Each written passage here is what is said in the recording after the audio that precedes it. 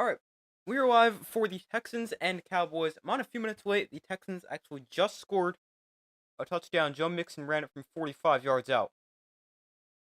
But I'm on a little late. They're a few minutes into the game. Texans score on their first drive. It's a touchdown for Joe Mixon. But welcome to the stream, everybody.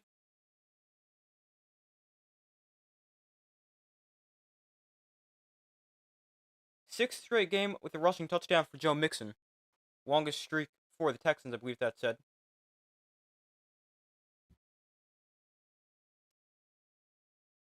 We got a flag here on the extra point.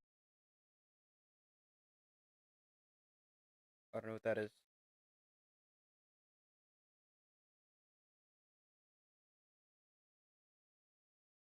That 45-yard run for Mixon, the longest run of the season against the Cowboys.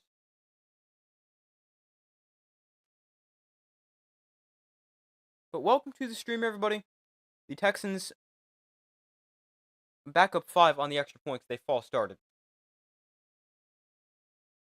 But the Texans get backed up 5. Doesn't matter, the extra point is still up and good.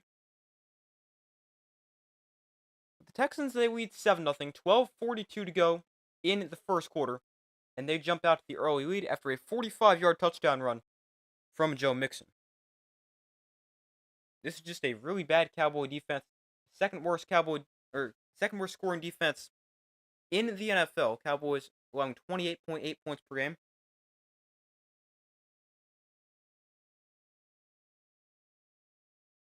But the Texans, they score very quickly on their first drive.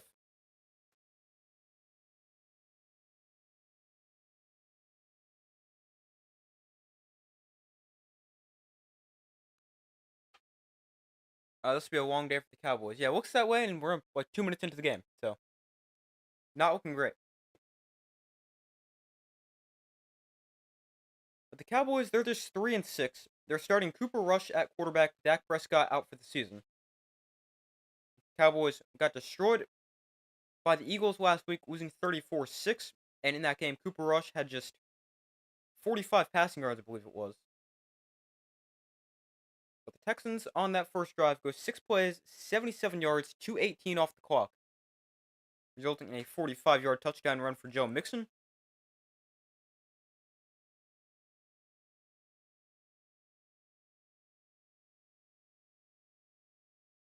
Oh, they actually scored a touchdown in their first play, but it came back. I did not realize that. But so they threw a short pass which Nico Collins took 77 yards. That got called back due to a hold. Or sorry, due to an ineligible player downfield.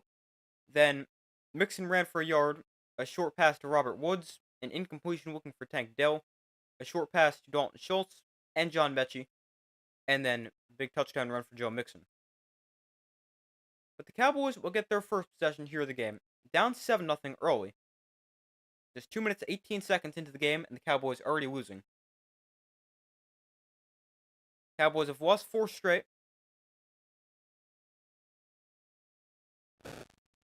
Last week, Cooper Rush, 13 of 23 for 45 yards.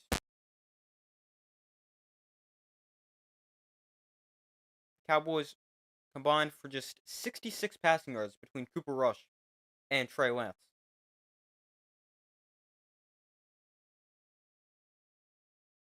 But they're now back from a commercial. Cowboys going to get the football for their first possession.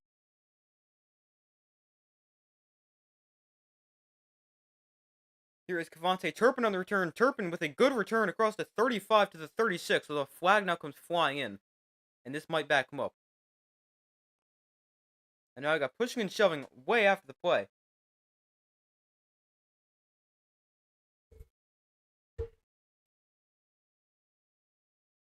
So let's check this. We got a flag at the 31. And then pushing and shoving going on after the play. Wonder if that could be a penalty.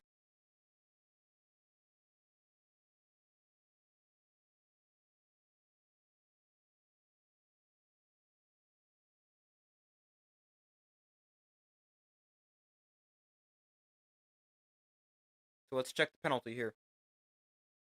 During the return, we got holding against the Cowboys. So that will back them up 10.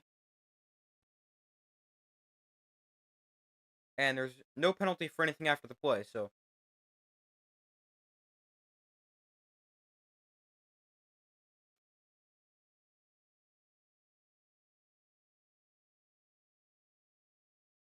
yeah, there's the hold. He's holding his jersey, and then but the Cowboys after the hold take over at their own 18-yard line. Rush is obviously the quarterback. In shotgun, back on to his left. Rush hands off. That is Rico Dowdle for a pickup of 3 up the middle. Cooper Rush 5-2 as a starter. Both losses came to the Eagles. He's averaging 189 passing yards per game in 7 starts, 7 touchdowns, 4 interceptions. But I think those 5 wins, he just got extremely lucky a few years ago, and I really don't think he's that good. Rush in shotgun, back on to his right. Rush, quick throw outside. CeeDee Lamb makes the catch, flips the tackle, gets a block on the outside. Lamb up the sideline, and he's taken down at the 31. CeeDee Lamb dropped the touchdown last week because the sun was in his eyes, but won't have to battle the sun today. Obviously, it's night, so no sun. But it's just insane how the Cowboys build like $1 billion stadium and don't account for the sun. And then Jerry Jones refuses to put curtains up so his players can actually see the ball. That is the first catch. Wow, that is impressive. First catch for more than 10 yards in the last 3 games for CeeDee Lamb. Rush. Oh, that's a fumble. That's a backwards pass. Dowdle is able to dive on it. No, they say incomplete. Well, I thought that was a backward pass. Let's see. Rush threw it from the 30 or 26. This lands. Oh, that's a backwards pass. They try to set up a swing pass to Rico Dowdle, but missed opportunity there for the Texans, and the refs missed that one, blowing it incomplete. But it's 2nd and 10. Should be like 2nd and 16.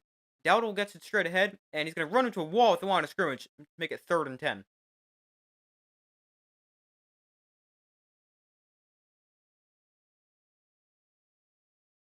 Be sure to vote on the poll if you guys have not already done so. I've got the Texans winning this game. Let me see the exact score I said, but probably pretty easily. Maybe 27 to 10 is something I said. I don't know. I think it's going to be a blowout. Don't really think this game will be that close. I will look. Here is a 3rd and 10 from their own 33. Rush looks to throw. Rush has time. To the outside, that is incomplete through the hands of Jalen Tolbert and brings up 4th down.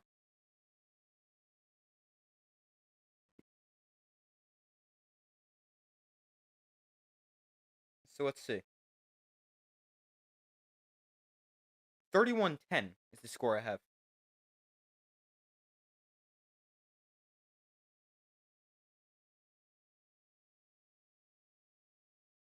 So the Cowboys forced to punt it away on their first possession, and the Texans get off to a great start.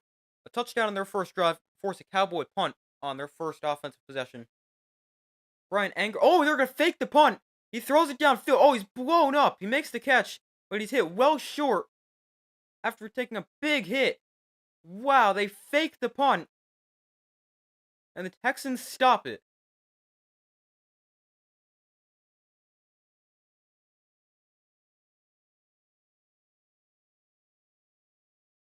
Wow. They threw it to one of the up men who got through the line of scrimmage. It's a completed pass, but he has no space after the catch. Why would you fake it? That's a great question. I have no idea why you're faking it this early in the game. From this territory as well. But the Texans now excellent starting field position as they take over at the Cowboy 37. Stroud under center. Joe Mixon is the back. Stroud off play action, looks to throw. Plenty of time. Stroud steps up in the pocket. Pump fakes, and Stroud going to run. He'll dive forward after a gain of 3.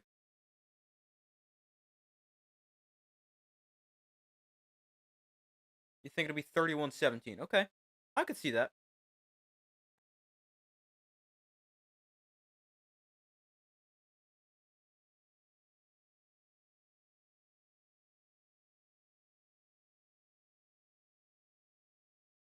So here is a 2nd and 7, 10 minutes to go in the first quarter. The Cowboys have allowed points in 19 straight quarters. That's tied for a franchise record. Stroud steps up in the pocket, pressured and taken down for a sack. Protection is going to be something to watch because this is a pretty solid Cowboy pass rush. Mike Parsons back healthy, and this is the Texan offensive line that isn't very good. So protection will definitely be something to watch in this game. Stroud, great protection on that first throw on this drive, but this time, left side does not hold up, and Stroud goes down for a sack. 3rd and 14 after the sack. Loss of 7. Play clock at 3. They get the snap off. Stroud pressured already. Sets up the screen. It's caught. And now space after the catch. And that's a good pickup after the screen. Gains about 11 yards for Dare Ugbuale. I probably said that wrong. And now it's 4th and 3. So nice pickup of 11. The Texans going to keep the offense out there and go for this. I like this call for D'Amico Ryans.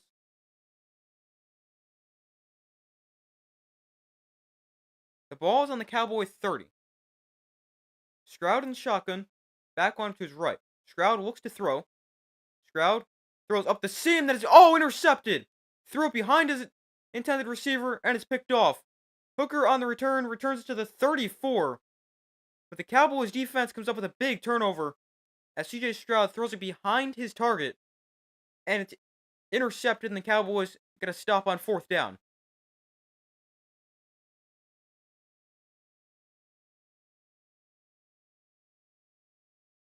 I like the decision to go for it. And it actually looks like a pretty good decision to throw it from Stroud. But it's just a bad pass. It's behind him. This may have gotten tipped, I'm not sure, but it was thrown behind the receiver, causing it to get picked off.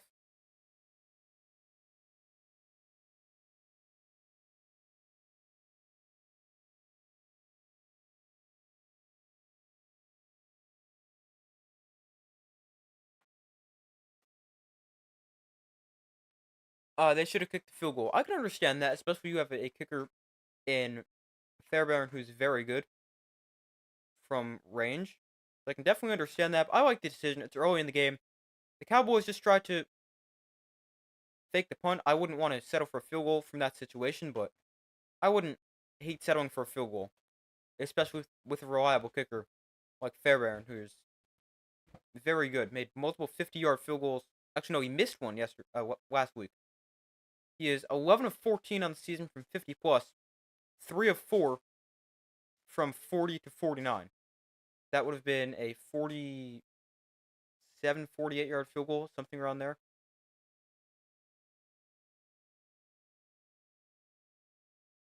Get a feeling the Texans would have gone for it. Yeah, I think I would have gone for that too if I was the Texans. I mean, it's still early in the game, and I like the aggressive decision early, but I wouldn't hate taking the points, but I personally would have gone for it.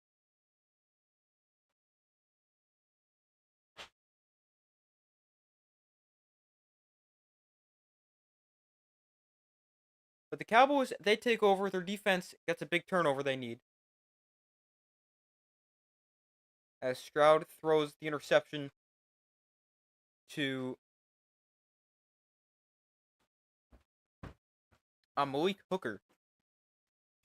And the Cowboys, they'll take over on their own 33-yard line.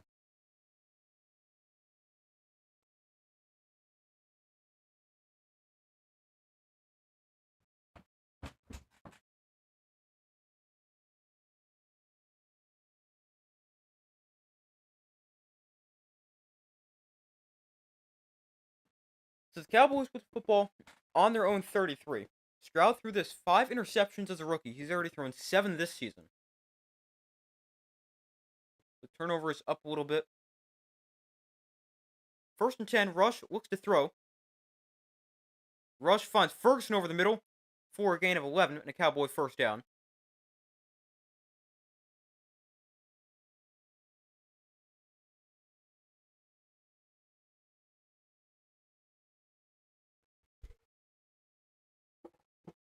Hold on 1 second. Just gotta readjust this real quick.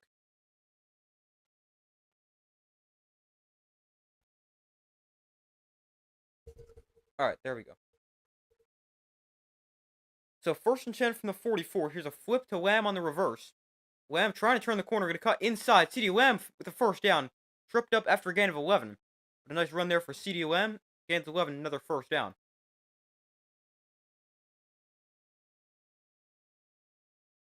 Nice job just getting him the ball. CeeDee Lamb obviously hadn't had a long catch of at least 10 yards in 3 games. Coming into this one, they said that before. No, it's 2 touches for at least 10 yards. He got a catch for 11 and a run for 11. So from the Texan 43, Rush hands off to Rico Dowdle, who's swarming to the backfield, still on his feet, and eventually taken down back at midfield, but they might give him forward progress. I'm not sure.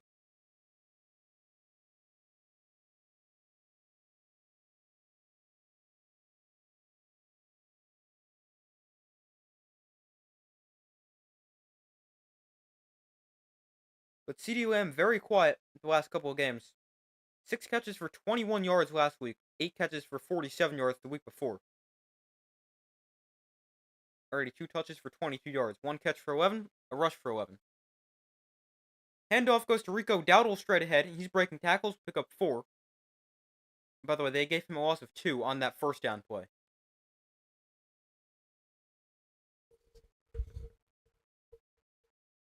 Cowboys with a pretty bad rushing offense. Their worst through 9 games since 2013, averaging 3.8 yards a carry and 83.7 yards per game. Both those 2nd worst in the NFL. I don't know who would be worse. I'll check.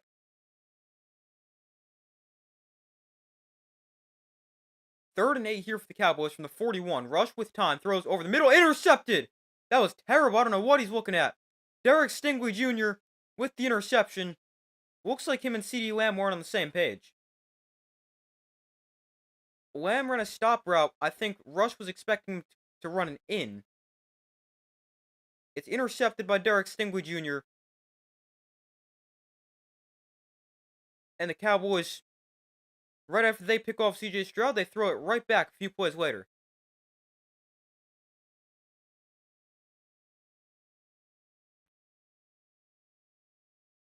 So each team trade interceptions. Texans still up 7-0, 5:49 to go in the 1st quarter. Alright, let's see. Who is the worst rushing offense in the NFL?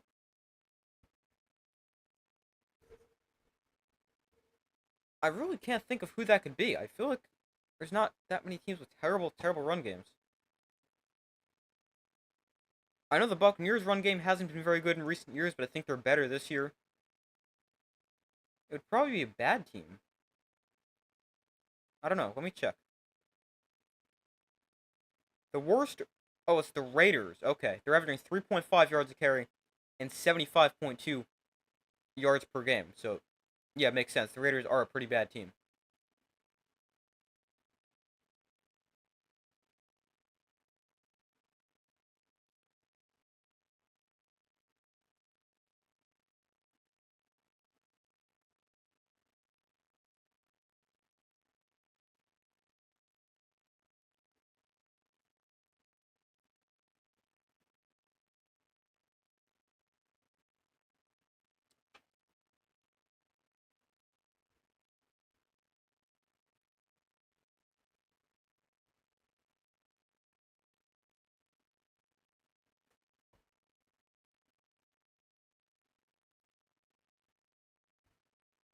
Hold on 1 second. Let me just check something real quick.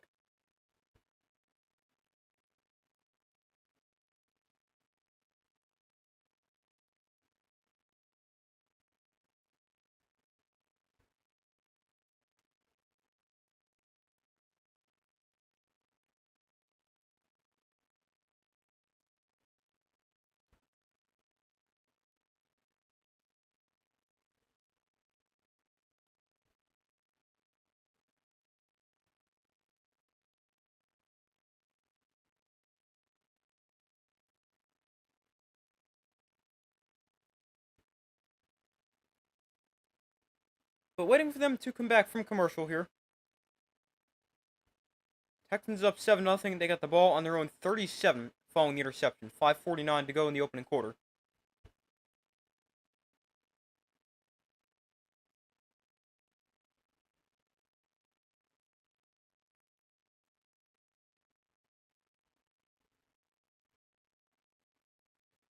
Just realized never changed the ball marker.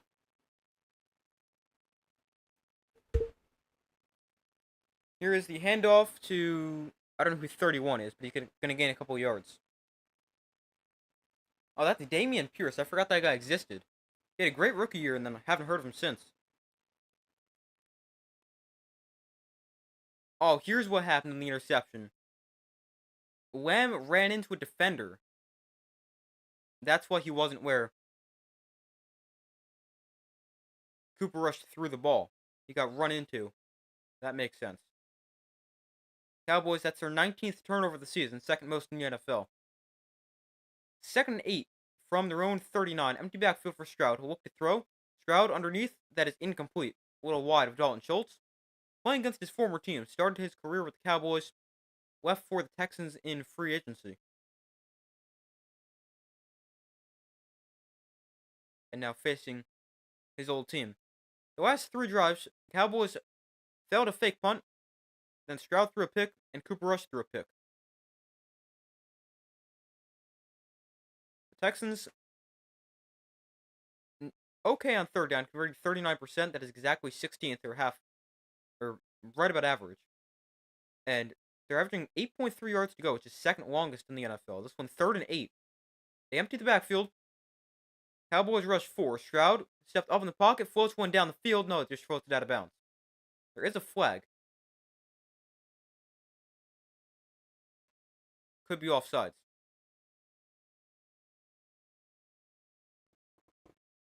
It is offsides. It goes against Micah Parsons. And that gives the Texans 5 yards to make this a much easier third down. Make it 3rd and 3.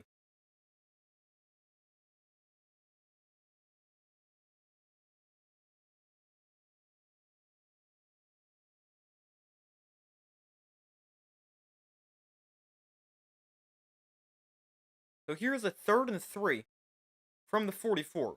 Again, they go empty backfield. Stroud gets rid of it quickly over the middle. That is caught by Collins.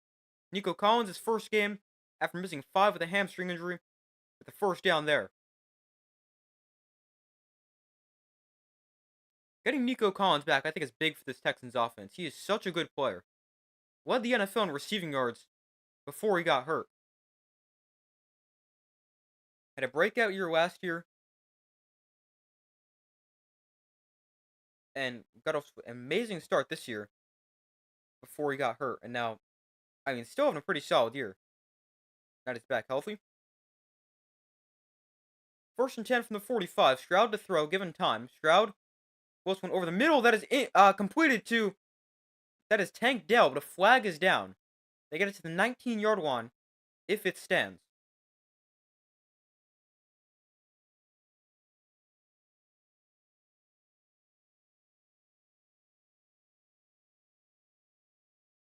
Nico Collins, 567 yards, 8 touchdowns, despite missing 5 games.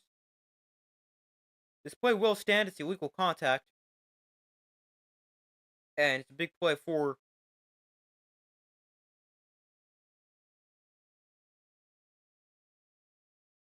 the Texans. But going back to Nico Collins real quick. He has played in 5 games, but really it's like 4 1/3. Because he left the game against the Bills very early. But he's got 567 yards and 3 touchdowns. I don't know why I said 8 before. Maybe I saw something else. But 1st and 10, Stroud sets up the screen. There's Collins again. And he's taken down after a gain of 2.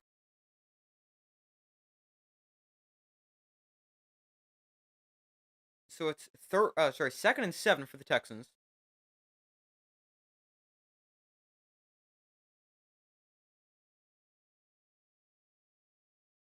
Nico Collins leading the NFL in receiving yards per game at 113.4. Between last year and this year is combined for 113 catches for 1,800 yards and 11 touchdowns.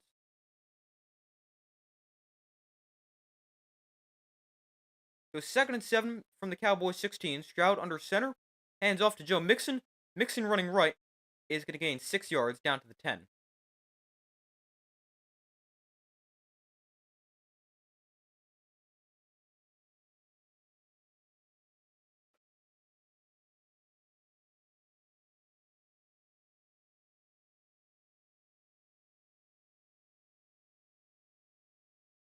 So here's a 3rd and 2.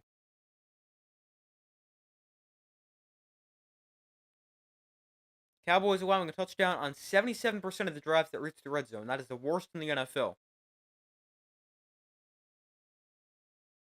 Stroud under center, hands off. Joe Mixon is tripped up short of the line to gain. Wilson with a big tackle, keeping Mixon a yard short. And it's 4th and 1. They went for it on a 4th and short before, and I could understand them doing it again here.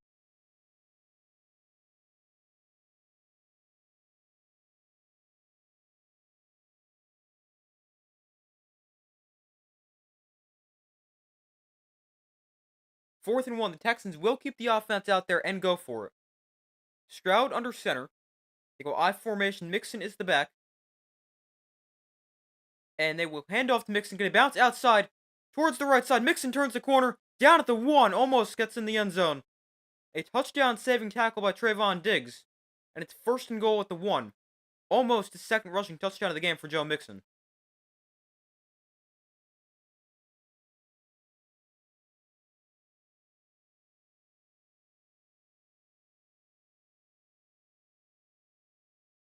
The Texans now 1 of 2 on 4th downs. They've gone for both of the 4th downs they've reached. This one they convert. Mixon 5 carries, 61 yards, and a touchdown so far. Texans bringing in extra lineman. Very tight formation. Mixon gets it again, and he is fighting towards the end zone. I think he's down short. No, he's in. The signal is touchdown. Mixon with his second rushing touchdown of the game. And it is now 13-0 as the Texans lead the Cowboys.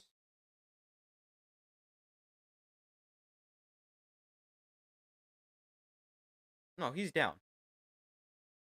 I don't know what it's even the ref who's got a better view of this signals touchdown when he's clearly down about half a yard short.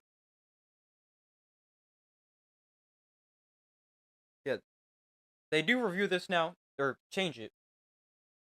Mixon's down at the half-yard line. So it's 2nd and goal, 1:08 to go in the first quarter.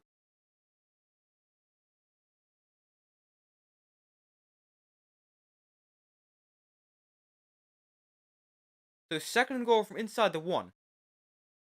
Again, Stroud under center. Mixon is the back. Another run. Mixon walks into the end zone. He bounces outside. Mixon now into the end zone for a touchdown. No doubt about this one. Israel has made it 6. It's supposed to be 7. But it's now 13-0. 10 plays, 63 yards, exactly 5 minutes off the clock. And the Texans with another scoring drive.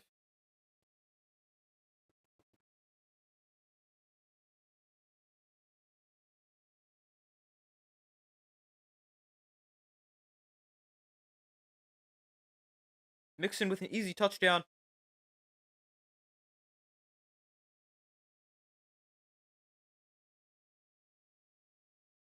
And Fairbairn's extra point is up and good. So 14-0, the Texans lead the Cowboys. With 49 seconds left here in the first quarter. Yeah, easy touchdown there.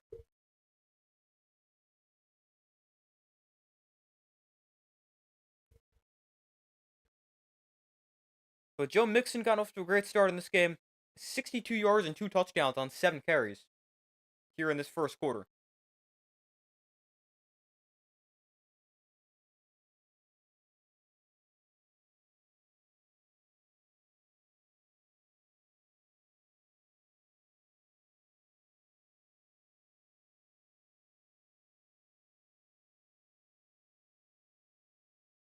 How many touchdowns did Mixon end up getting? Yeah, I don't know. It's a lot.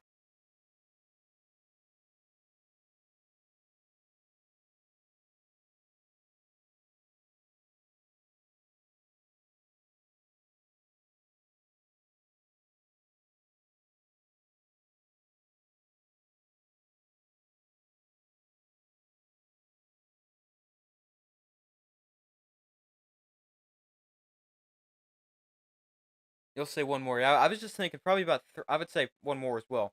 I mean, he could end up with like four because the Cowboys' run defense is really bad. But I mean, with two in the first quarter, anything's possible here for Mixon. But I would say probably one more.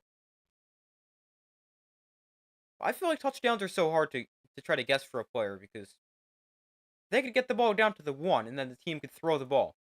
Or like in Mixon's case, it's just I feel like it's really hard to predict something like that. But yeah, I would say he'll probably get one more. I mean, the Cowboys will have 15 rushing touchdowns on the season. That is third most. So definitely give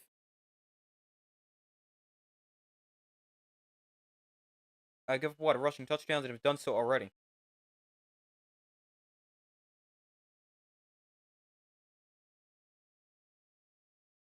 Most teams run the ball at the one. Yeah, I mean it's definitely smart too. That was just an example.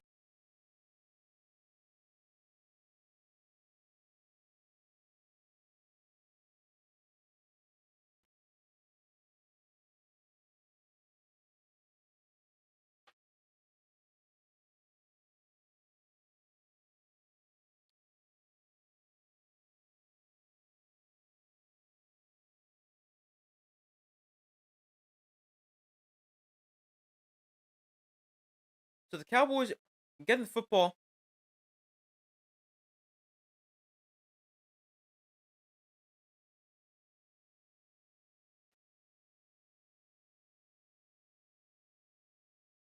Dak Prescott had hamstring surgery on Wednesday. Was placed in the IR today and is out for the season. Obviously, we already knew that, but now official.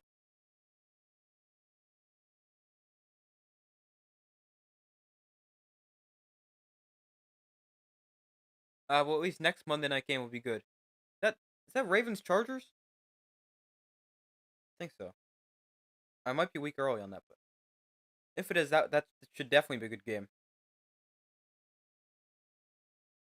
Here's Cavante Turpin on the return. Turpin waiting for block to develop up the sideline. He's forced it to bounce at the 36.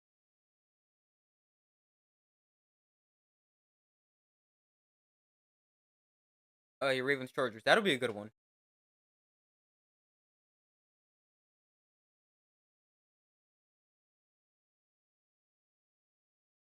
One of your friends is going to the game. Nice. That's exciting. Yeah, we got Ravens Chargers next Monday. Eagles Rams on Sunday next week. Sunday night. He didn't invite you. Oh man. So first and 10 from the 36. Rush in shotgun. Back on to his left. Rush throws outside. That is caught by Lamb. He's out of bounds after a gain of 2. Very small pickup.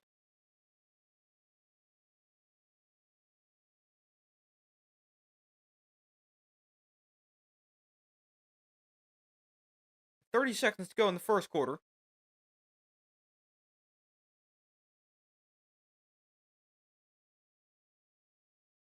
Cowboys are 0 for 4 at home this season with a minus 94 point differential. It's the 6th worst in NFL history through 4 home games. Rico Dowdle gets the carry up the middle, and he'll gain 2 to make this a 3rd and 5. But that will be the first play of the second quarter. So it's going to be 3rd and 5 as we reach the end of the first quarter. Cowboys and Texans. Texans up big 14-0 so far.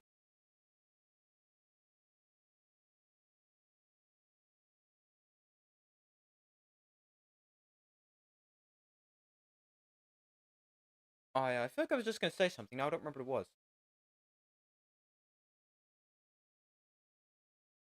What about the Cowboys being bad at home? I don't remember. I wonder if the Cowboys are the only winless team at home. No, I think the Giants might be. Yeah, the Giants definitely are.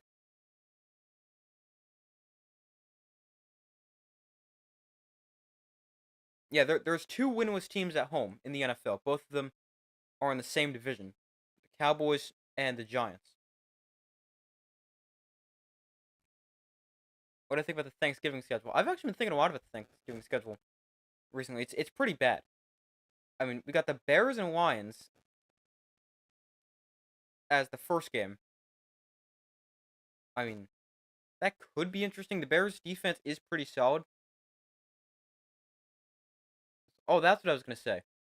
Cowboys tight end Jake Ferguson out of the game for the moment, being evaluated with a concussion. Hopefully he's okay. You only lost the Packers. Yeah, that's probably the best game. I mean, the Dolphins, they've been playing well. They play the Packers at night. I think that should be a good one.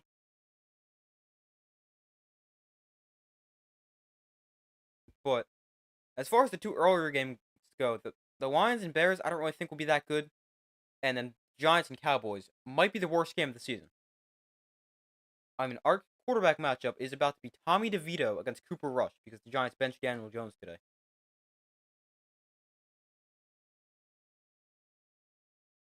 Any plans for Thanksgiving? Probably just going by some family. Nothing too big.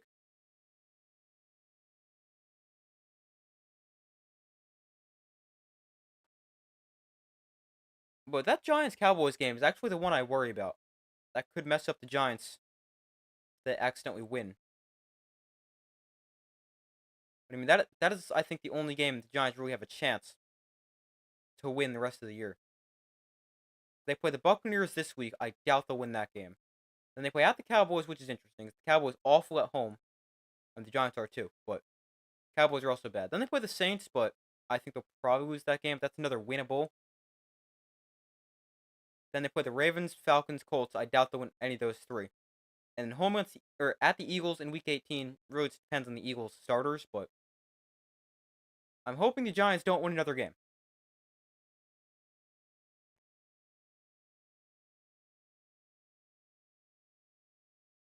You heard about the Daniel Jones news and weren't surprised. Yeah, I was not surprised either. I mean, I probably expected it to come this week. Cowboys backed themselves up 5 yards here to make a 3rd and 10. Empty backfield. Rush throws over the middle. That is caught in stride for Cavante Turpin. A flag comes in, but Turpin's going to take this all the way into the end zone for a Cowboy touchdown if it stands. But let's see. Will it stand? There was a flag down.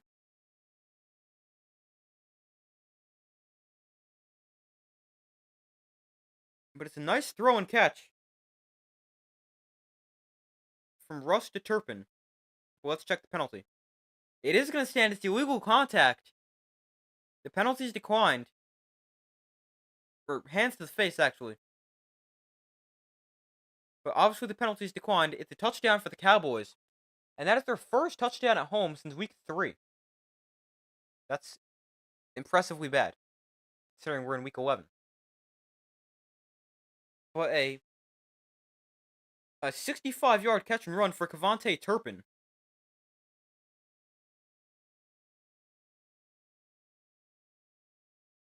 And here is Brandon Aubrey for the extra point.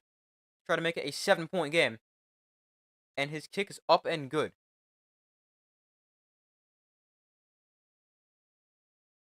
But a nice catch and run for Cavante Turpin. I mean, doesn't really do anything after the catch aside from run because there's nobody in front of him. But the Cowboys get on the board. They cut the lead in half. It's now 14-7. The Cowboys have now ruled out Jake Ferguson with a concussion. So, hopefully he's okay.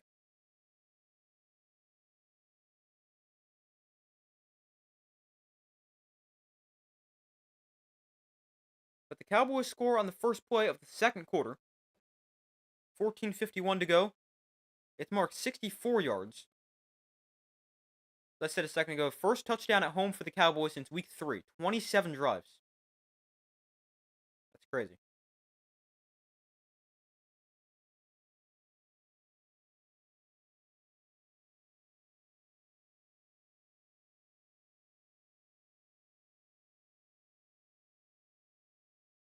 So the Texans will get the football back. Joe Mixon has 2 touchdowns on 3 drives.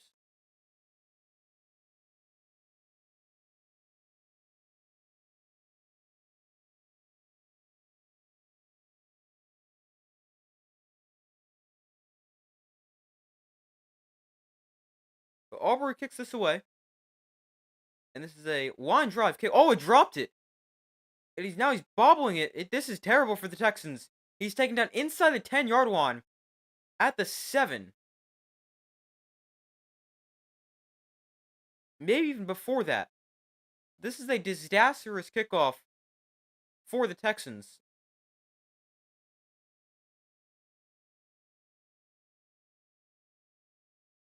Dameon Pierce doesn't catch it cleanly. Then he drops it. And then doesn't pick it up.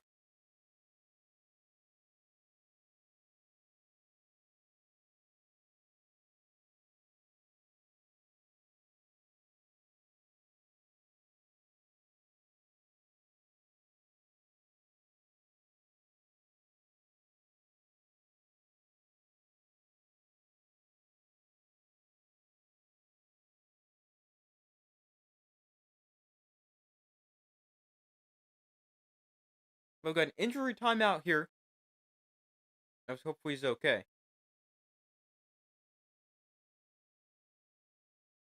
But, yeah, I don't understand why more teams don't do this. Unless their kickers just aren't good enough.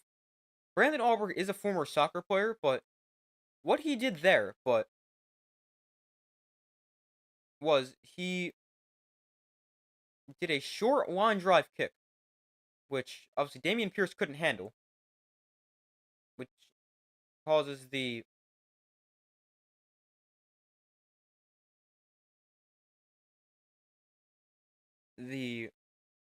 Texans to be starting at like their 5-yard line. But I don't understand why more teams don't do that, because if the ball bounces into the end zone for a touchback, it is out to the 20. Or if it goes in on the fly and it's a touchback, it's to the 30. So that's why I don't understand why more teams don't do this. Unless they just don't trust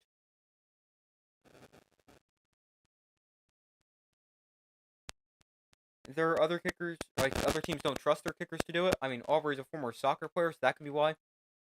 He can.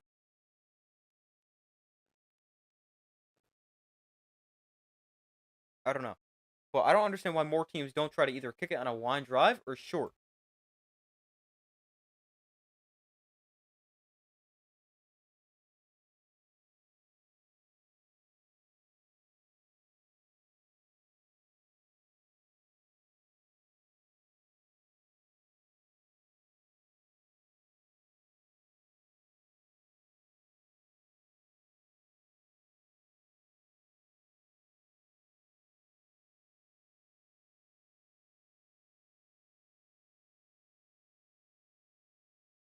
So waiting for them to come back from commercial as they take a timeout for the injury.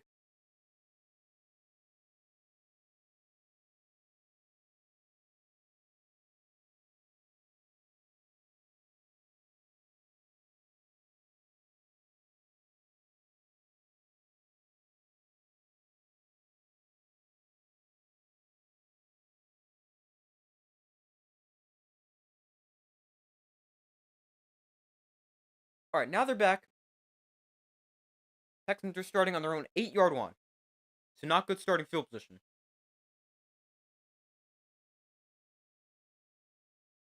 So Stroud in the pistol. Mixon the back line behind him. Mixon gets the carry.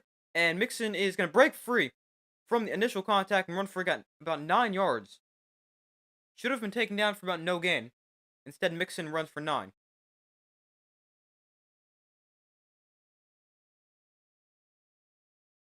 He ran into his own lineman and bounced off him and did a nice job picking up positive yardage.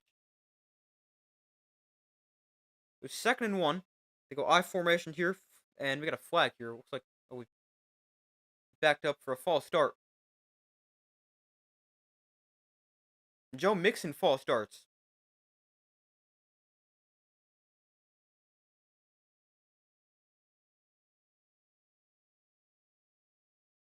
Mixon tonight already 8 carries for 71 yards and 2 touchdowns.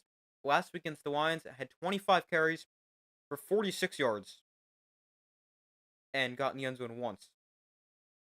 So already a much, much better game for Joe Mixon.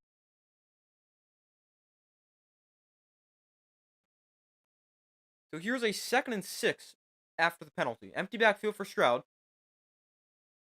Look to throw. Stroud gets rid of it quickly. Low throw, but is completed to Robert Woods, who looks like he's going to have enough for a first down. And the Texans move the chains.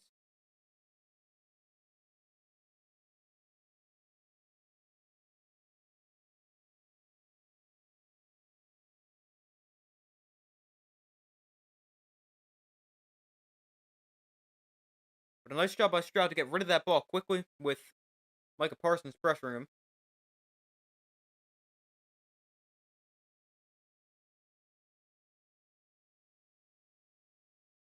First and 10 from the 19. Stroud and shotgun back on to his right. Stroud looks to throw, throws over the middle, called by Dalton Schultz, the former Cowboy, who's still on his feet, and will get taken down after a pickup of 12 on another Texan first down.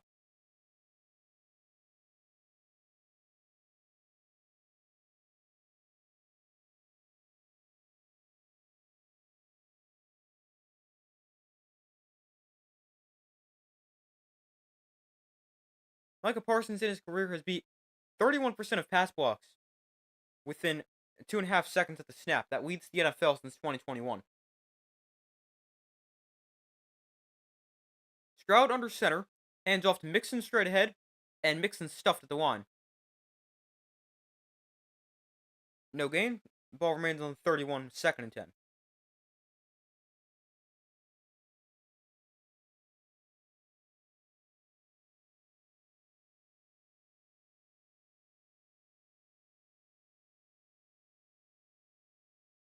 So 2nd and 9, with over 12 minutes to go here in the first half.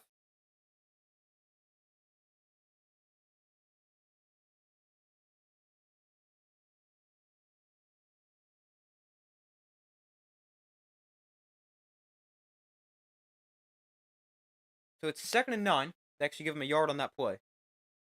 Stroud off play action, pressured, sets up the screen to Joe Mixon. Mixon gets a couple of blockers downfield. Mixon cuts outside. Has a first down, still on his feet. Mixon cutting back inside. Mixon inside Cowboy territory, dragged down at the 31. A flag is down.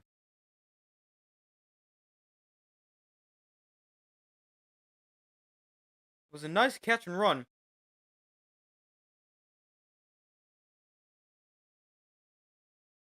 But this could come back.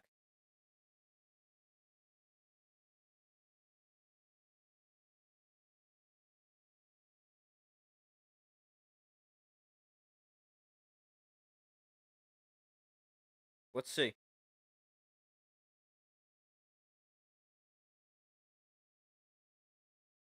We got a defensive penalty here.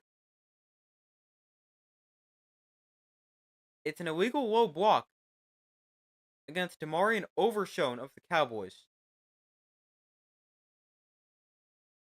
That gives him another 15 yards and an automatic first down.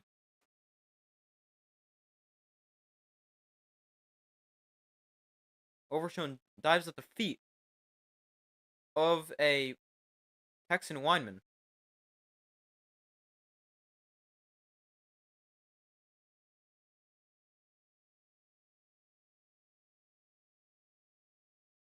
But a big pickup there for the Texans. Add 15 to it as well. And Joe Mixon now 10 touches for 109 scrimmage yards and 2 touchdowns. Mixon not in the game here. Damian Pierce is the back. Stroud under center. And Stroud off play action. Pump fakes. Stroud has time. And will check down to Cade Stover in the flat. And Stover tripped up after a gain of 3.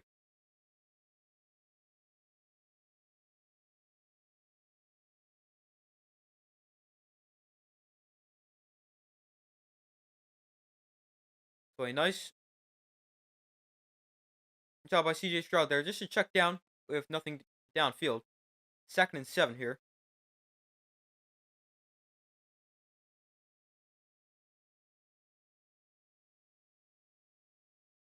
Stroud has completed 11 passes. 8 of them have gone to different receivers. Here's a handoff to Tank Dell on the jet sweep. Dell looks for a cutback lane, slips the tackle, and tries to reverse field. He's taken down after a gain of 4. So it's 3rd and 3. Texans, their offense has been very good outside of that one drive where they threw a pick. But it's 3rd down and 3.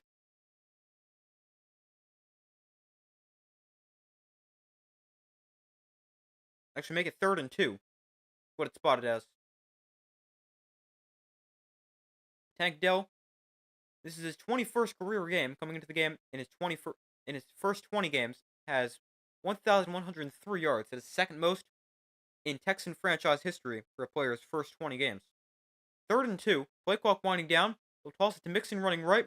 Mixon not much space, and he is going to try to break tackles, unable to do so, and he's taken down at the line of scrimmage, maybe even lost a yard. And it brings up 4th down.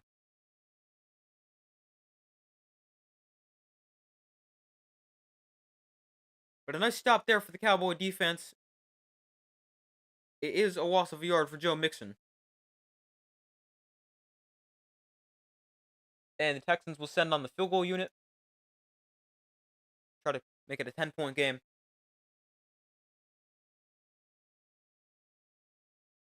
28-yard field goal attempt for Keami Fairbairn, who is 24 of 29 on the season.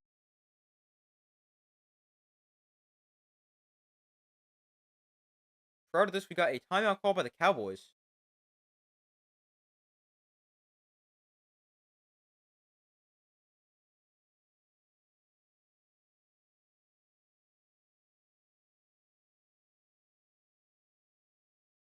But I'm not really sure why they have to call a timeout. Maybe they had too many guys on the field and have to call a timeout before the refs realize. I don't know. But Cowboys forced to use a timeout. Joe Mixon tonight, 71 rushing yards, 37 receiving yards, also 2 rushing touchdowns. He's been great. Although, not able to convert there on 3rd down, so the Texans send on the field goal unit, Keami Fairbairn, from 28 yards away, ball on the right hash.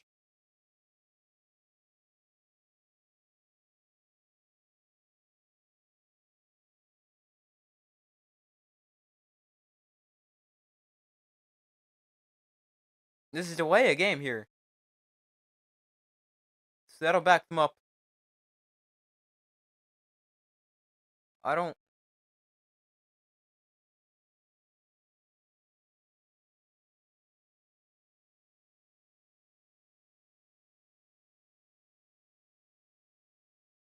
Not exactly sure how that happens after a timeout. But it's a 33-yard field goal now. Fairbairn from 33, so same as an extra point. And it's up and good. So 17-7. Texans lead the Cowboys with 9:10 to go here in the second quarter.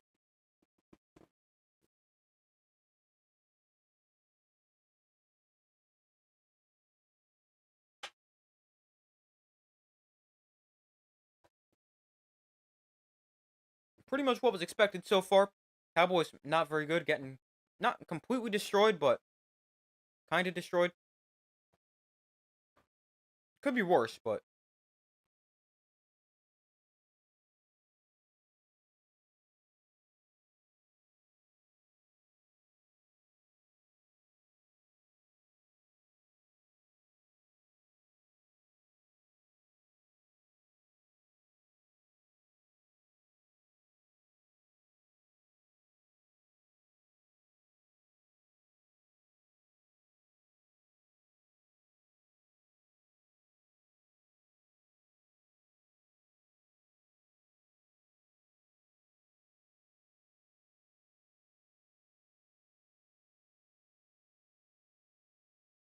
waiting for them to come back from commercial. Texans up 10. Cowboys getting the football back after holding the Texans to a field goal.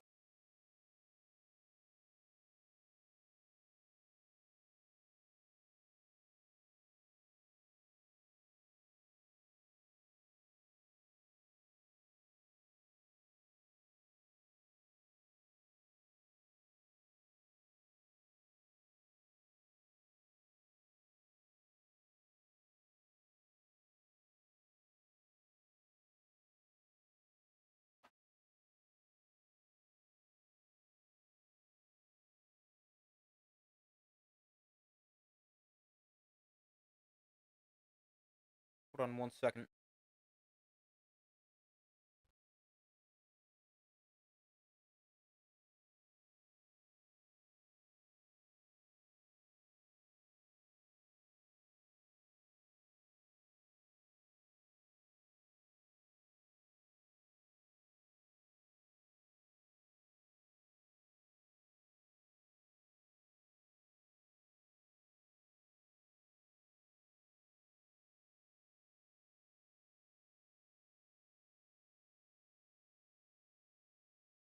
Still waiting for them to come back from commercial.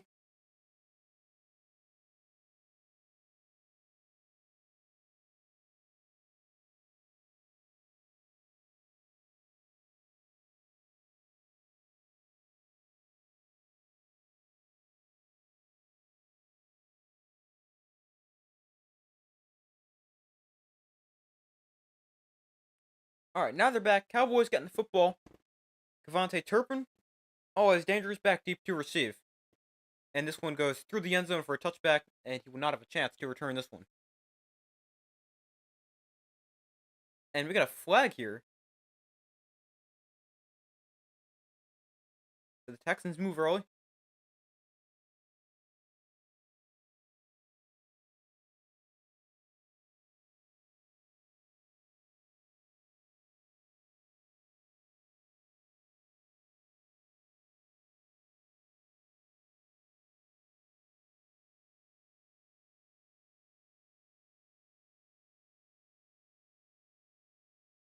Yeah, looks like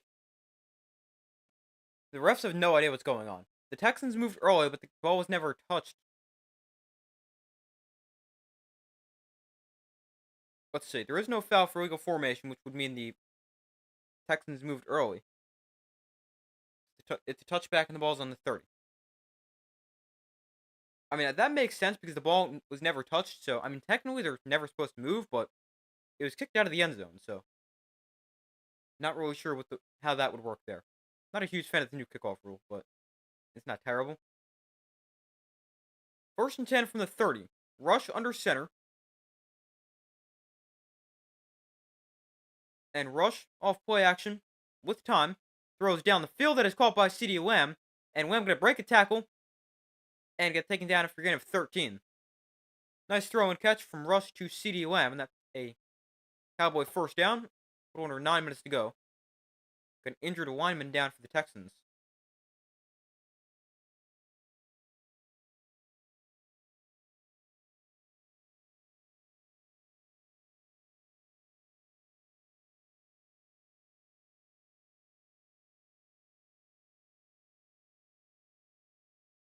But hopefully, future player is okay.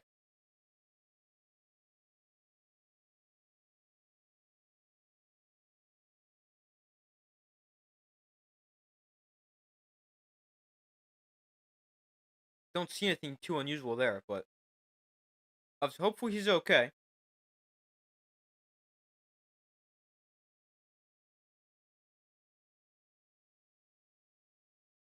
Another injury timeout.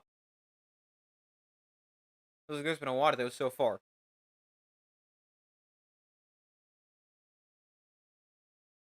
You're playing against Lamb and only have 12 points in fantasy. Ooh, yikes. I mean, I feel like the thing with him, I don't know how many yards he'll get, but they may just try to feed him the ball. So if you play PPR, that could be a problem.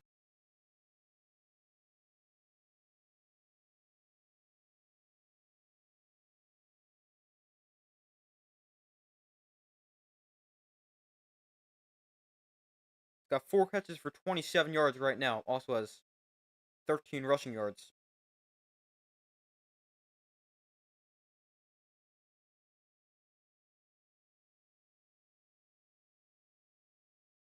Yeah, I actually won my fantasy matchup this season. Or sorry, this week. I haven't been that good on the season. I think I'm just gonna be 4-7 after this week's game.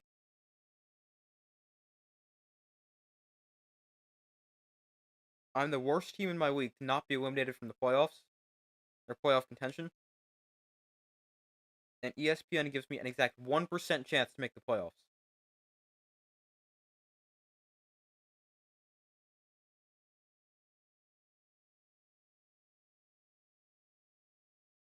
I mean, could be worse, I guess, but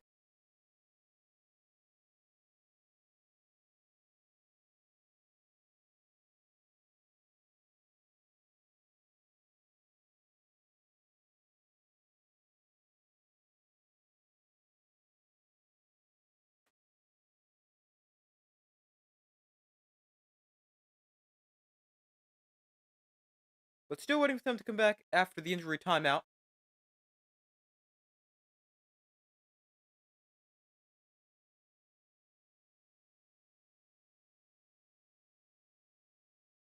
I don't know if it's just me or has there been a lot of injuries today. I feel like every other play they're stopping for an injury timeout. Now they're back from commercial. Danico Autry will limp off the field. He's the injured player in his 11th season from Mississippi State. Obviously, hopefully he's okay. Ball in the 43. Rush over the middle that is caught by tight end Schoonmaker for a pickup of 5. I should give him 6 there, so it's 2nd and 4. Injury updates for the Cowboys. Jake Ferguson is out with a concussion. Marquise Bell, a safety, is questionable to return with a shoulder injury.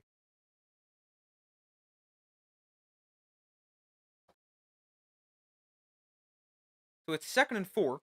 Rush under center. And hand off to Rico. Dowdle is taken down for a loss of 2. Daniil Hunter in the backfield very quickly, and it's 3rd and 5, or 3rd and 6 actually. Daniil Hunter, a free agent signing with the Vikings, with the Texans from the Vikings. He's been good for them in his first year in Houston. Texans also playing without their other star edge rusher, Will Anderson Jr. in this game, who's out with an ankle injury, missing his 2nd straight game. But 3rd and 7, Rush in shotgun back onto his left. Lamb motions out wide. Rush to throw. Rush underneath that is caught for a first down. There is a tight end span forward for a first down. And the Cowboys convert on 3rd down to keep the drive alive.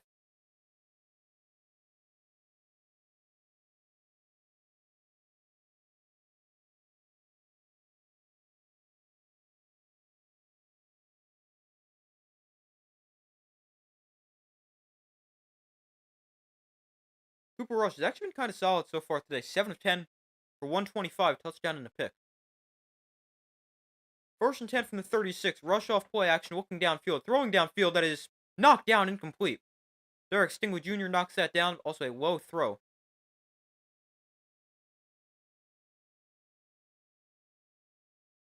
So 2nd and 10 after the incompletion.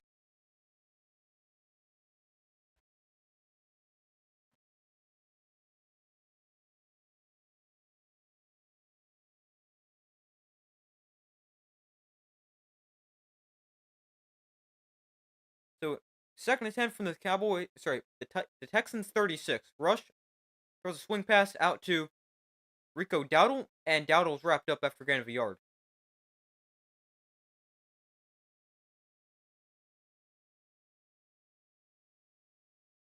3rd and 9. Cowboys aren't probably in field goal range. I mean, Brandon Aubrey has a huge leg and the best kicker in the NFL by a lot.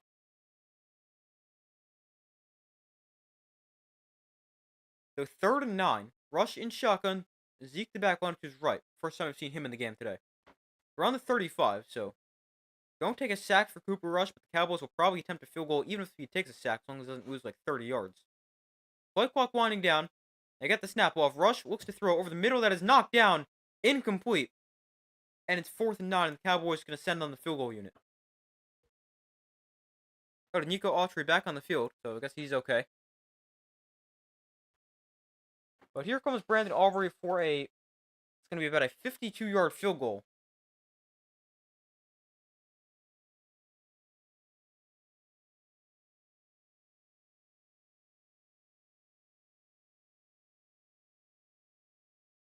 Actually, make it 53 yards, what it's officially marked as. And the kick for Aubrey is up and good. He has never missed at home. A perfect 34 of 34 at AT&T Stadium after that kick. That's also crazy. And I think he's missed just one time from 50 plus.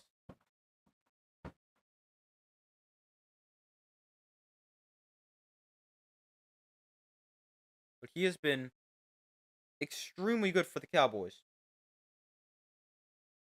He was a former college soccer player at Notre Dame.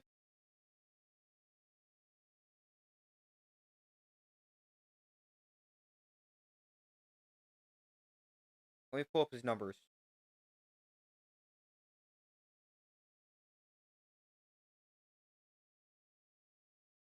Brandon Aubrey, in on the year, he is 22 of 24. In his career, he is, which last year and this year, 58 of 62. And he has missed just one time from at least 50 yards. That came against the Giants earlier this year. He is 19 of 20 for at least 50. A long of 65.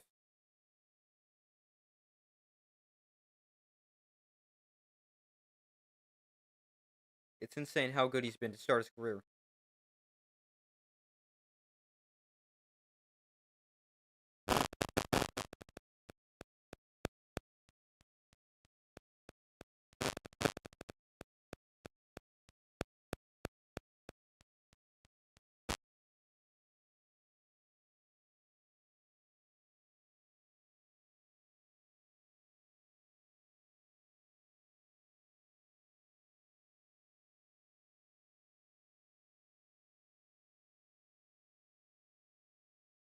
But still waiting for them to come back from commercial.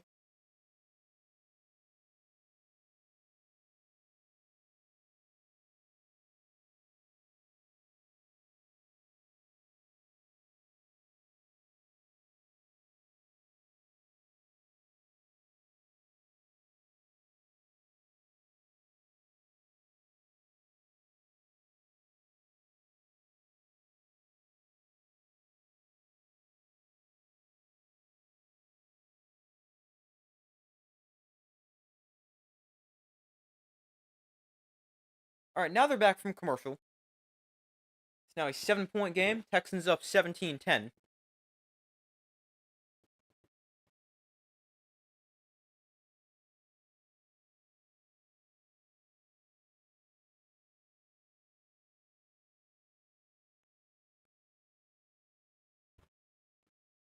5:55 to go in the first half.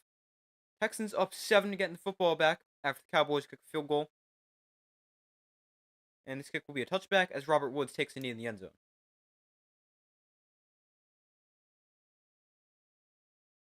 But CJ Stroud and the Texans offense back onto the field.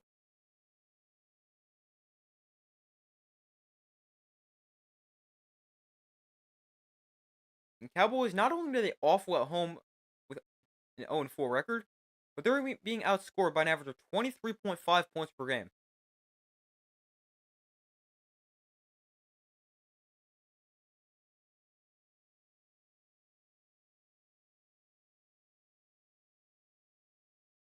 So 1st and 10 from the 30. Flag flies at the snap. Stroud is pressured, and he'll throw to the outside. That is caught by Cade Stover, the rookie tight end. And Stover picks up 12. And will move the chains if it stands.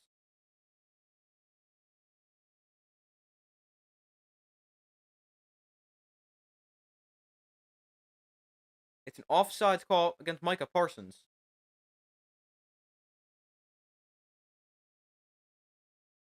Texans obviously will take the result of the play, which is 12 yards and a first down.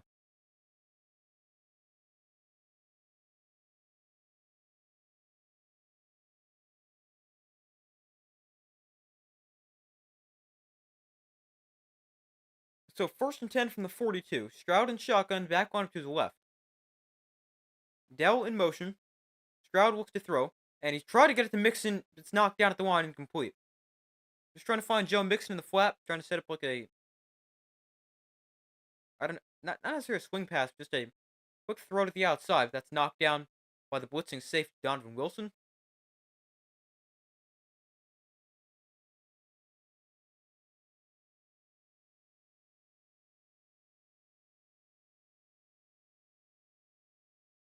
So 2nd and 10.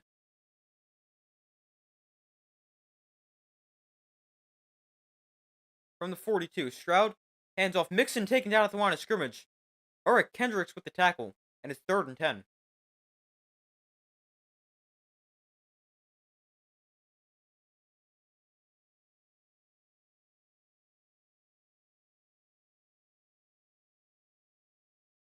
The Cowboys could be building some momentum here. They scored a touchdown and kicked a field goal in their last 2 drives. They held the Texans to a field goal on their last possession. Now forced a 3rd and long here. They could be building something.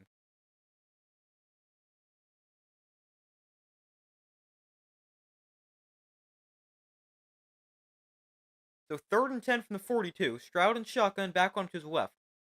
Stroud quick throw out to Nico Collins, gets a couple blocks, and Collins is going to bounce off defenders, but he's going to be short of the line again to make it 4th and about 4.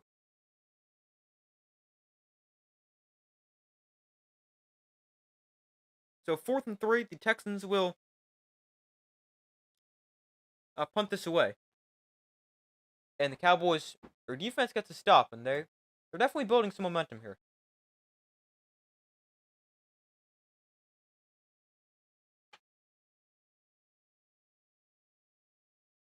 So Cavante Turpin back deep to receive, has the only touchdown of the day for the Cowboys on a long catch and run, and he won't have a chance to return this one as it bounces into the end zone for a touchback.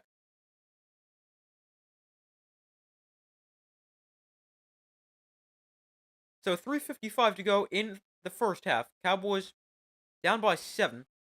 The offense gets the ball back at their own 20.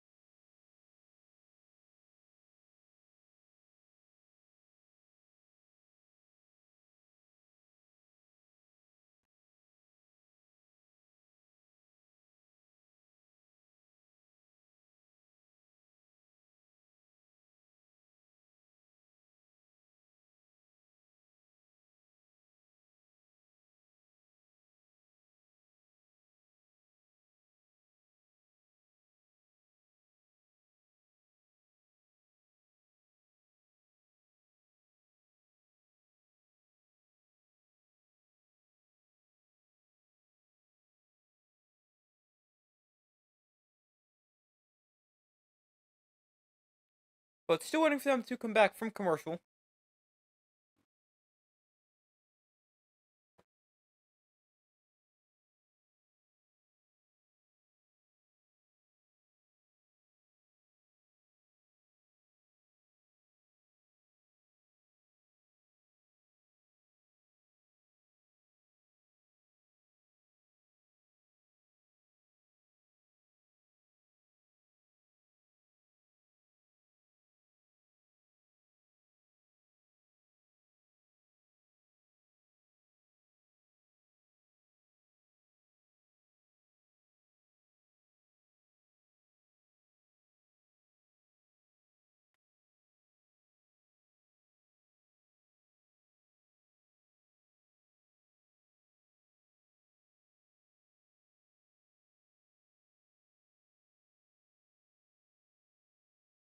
But still waiting for them to come back from commercial.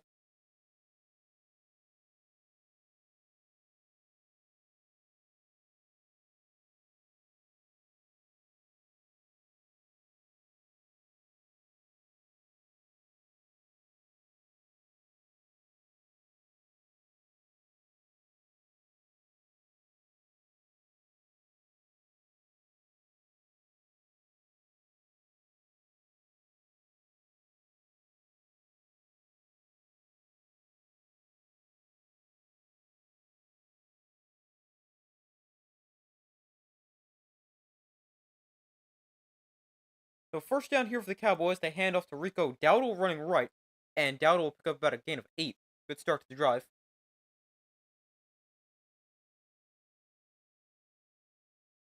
Cowboys, they've been pretty solid offensively. 158 yards, 10 points. I mean, that's not amazing, but 130 passing yards with Cooper Rush is already quadruple his total from last week, so that's progress. Or almost quadruple, already triple his total. So 2nd and 1, Rush, another handoff to Dowdle up the middle, and he'll fall forward for about 3.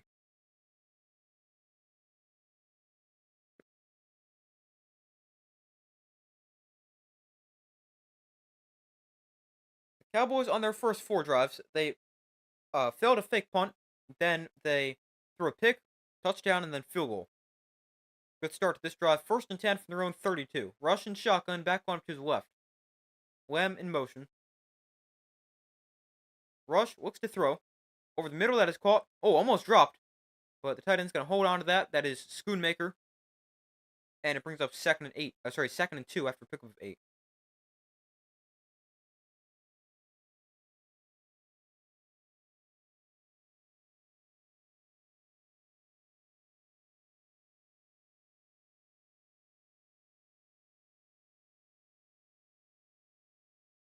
Cooper Rush today is 9 of 14 for 134, touchdown and a pick. 2nd and 2 from the 40. Rush looks to throw. Rush throws to Dowdle in the flat, and Dowdle with space after the catch. He's got a 1st down before he's knocked out of bounds after getting a 5.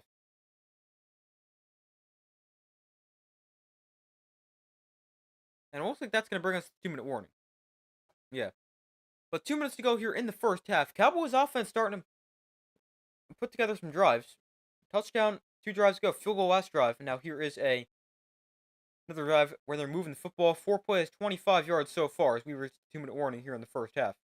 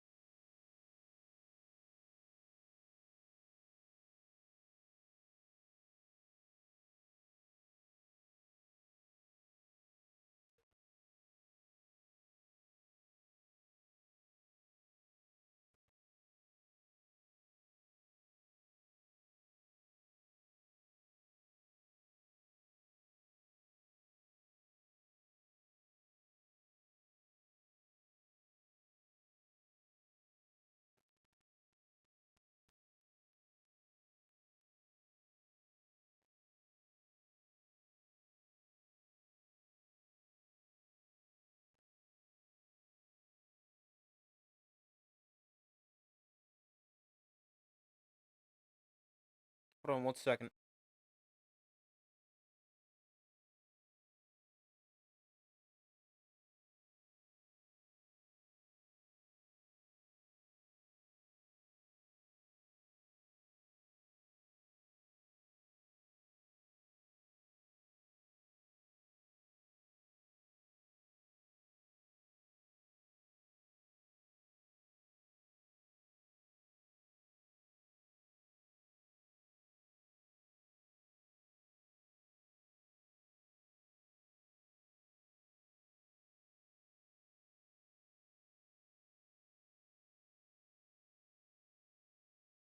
But 2 minutes to go here in the first half. Texans up on the Cowboys 17-10.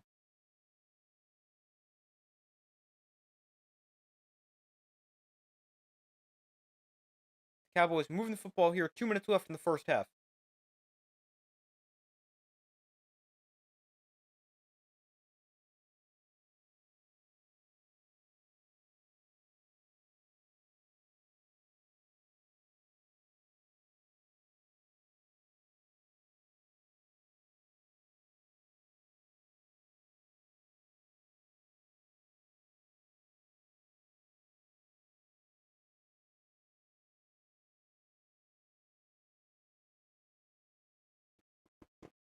They're now back from commercial here at the 2-minute warning. 1st and 10 Cowboys.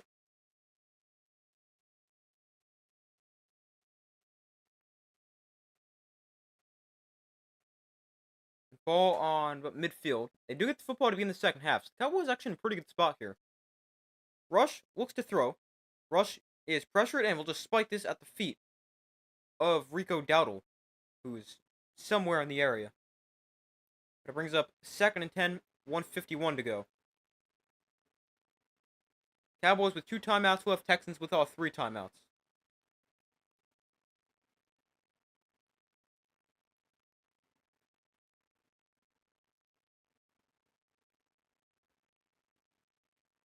So 2nd and 10 from their own 49.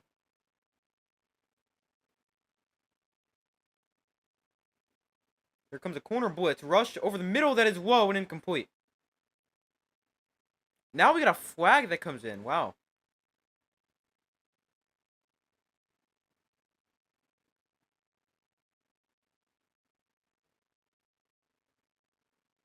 Spanford was the target. Oh, that is terrible.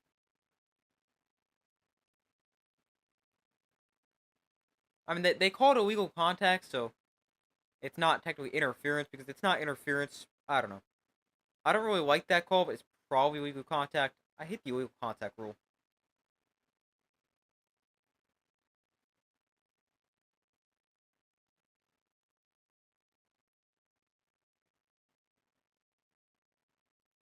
So 1st and 10 from the 45. Rush. Underneath that is a high throw dropped by Dowdle. The rules expert on here is saying that the foul occurred while it was in the air, so it should have been interference, but then I think there should have been no penalty, so bad call.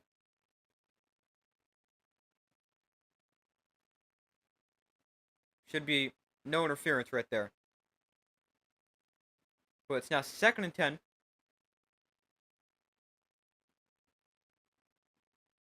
Ball on the Texan 45.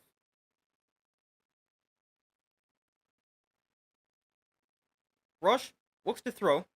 Rush that is caught by Lamb to the 38-yard line before he's forced out of bounds. 1st down, Cowboys. Gets out of bounds, stopping the clock with 1:43 to go. Oh, sorry, 1:34 to go.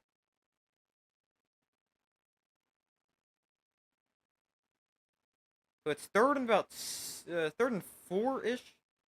3rd and 5 is what they'll mark it as. I kind of want to see the Cowboys maybe lose a couple yards here and then have Brandon Aubrey attempt a really long field goal. 3rd and 5, ball's on the 40. It'd be about a 57-yarder from here. And prior to this 3rd down play, we have a timeout call by the Texans. That is their first, spent here in the 1st half. Leaves each team with 2 timeouts left. Obviously, no time came off the clock. 1:34 to go still.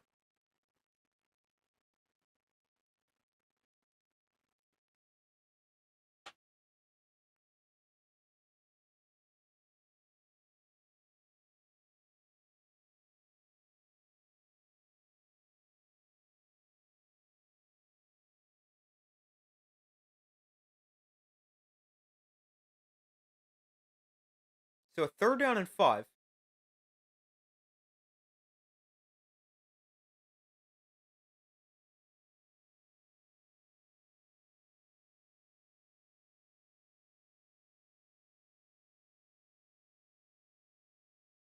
Rush in shotgun. Back onto his right. Tolbert motions out wide. Rush looks to throw. Rush over the middle. That is, completed wide at the 26. I did not think that'd be caught. I thought it was going to get knocked down, but that's caught. And a 1st down there for the Cowboys. Clock running 1:20 to go.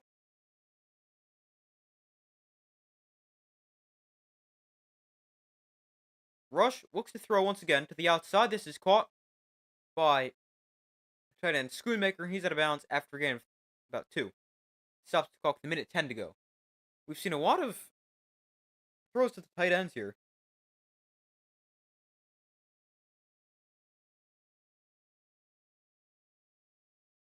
No Jake Ferguson, who left the game with a concussion and is out for the rest of the game. Rush on this drive is 5 of 7 for 34 yards. Rush looks to throw to the outside. That is off the hands of Dowdle and incomplete. 1:06 to go. But Cooper Rush today has completed 13 of his 21 passes. And I thought he's thrown to his tight ends more. 5 of those completions, 5 of the 13 have gone to tight ends.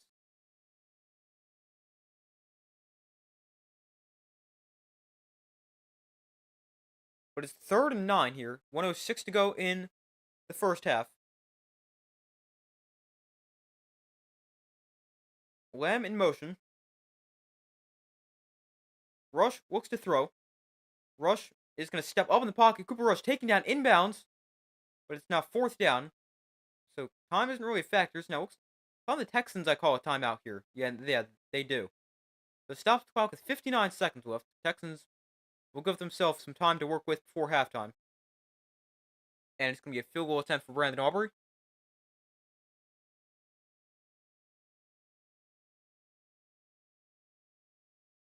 They put a second back on the clock, so an even minute to go in the first half.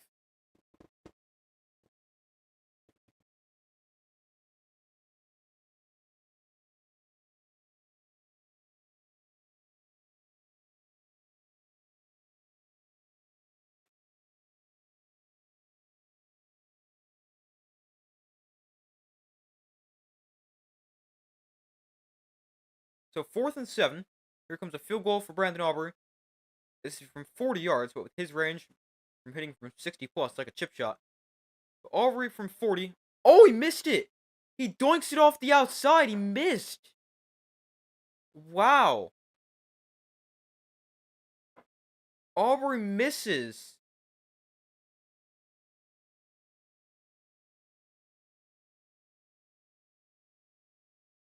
Wow.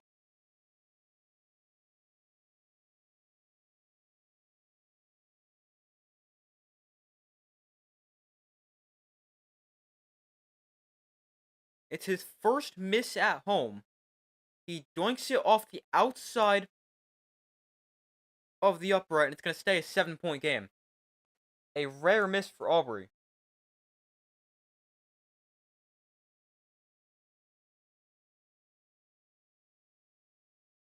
Now the Texans take over at the 30. Their own 30, 56 seconds left in timeout to work with. Stroud throwing that is knocked down. Looking for Nico Collins, very tight coverage for Trayvon Diggs.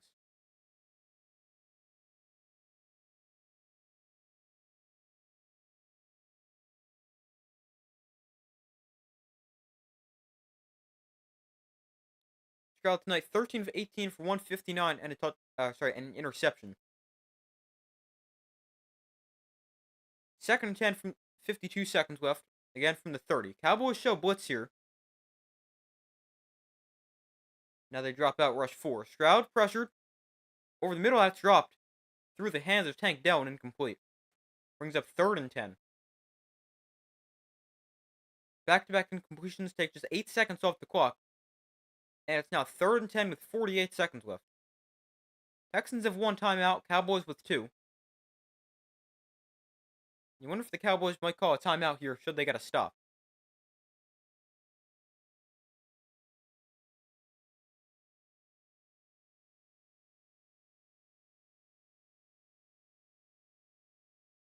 So 3rd and 10. Texans are 2 of 6 on 3rd down today. Cowboys show blitz. They'll rush 4. Stroud pressure and just throws it at the feet of Dalton Schultz. That is a very quick 3 and out. Overshown gets in the backfield very quickly. Stroud throws it at the feet of his intended receiver and throws it away. And there's a quick 3 and out, takes just 11 seconds off the clock with 3 very quick incompletions.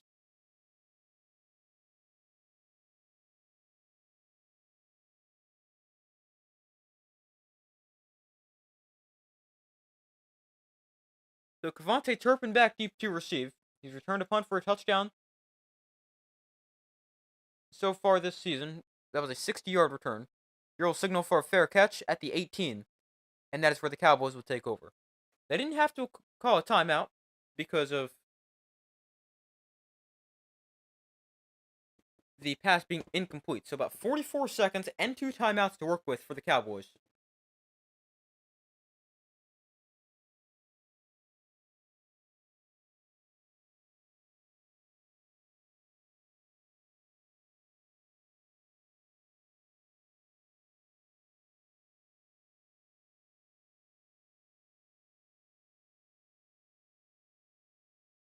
They go back to that field goal. Looks like Brandon Aubrey's left foot, which is his plant foot, may have slipped when he attempted that, so could have caused a miss. But here's a swing pass out to Zeke. He gets a block and is taken down inbounds. Picks up 7, 29 seconds left. And the Cowboys call a timeout, stopping the clock there. Each team has one timeout left.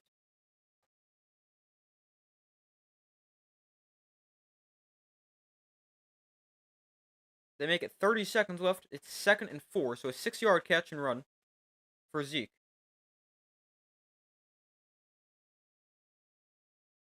Cowboys sitting at 3 and 6. They're third in the NFC East behind the Commanders, who are 7 and 4, and the Eagles, who are 8 and 2. Texans, they're leading the AFC South at 6 and 4.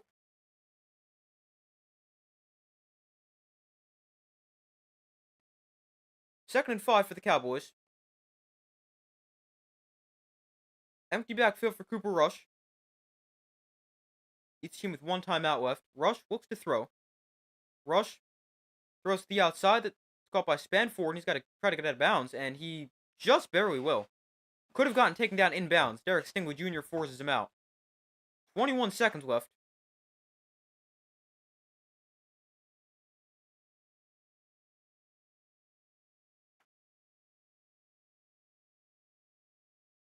Rookie tight end Brevin Spanford tonight. 3 catches for a little over 20 yards. He was an undrafted free agent from Minnesota. 1st and 10, 21 seconds left. Ball on their own 30. Cowboys need to push the ball downfield a little bit more if they want to try to get into field goal range. Rush looks to throw. Now he's going to throw down the field. That is bobbling incomplete. Would have been a great catch, but knocked away. 15 seconds left.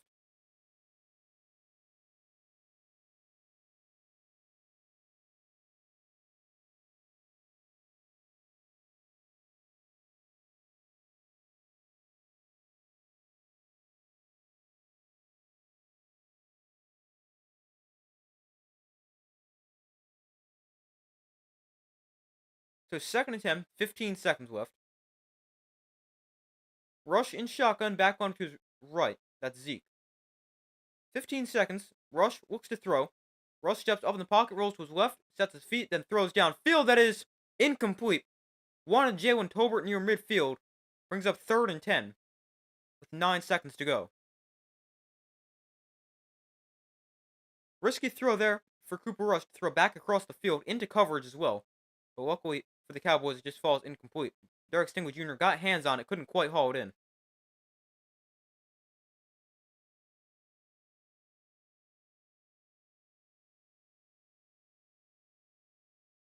So 3rd and 10.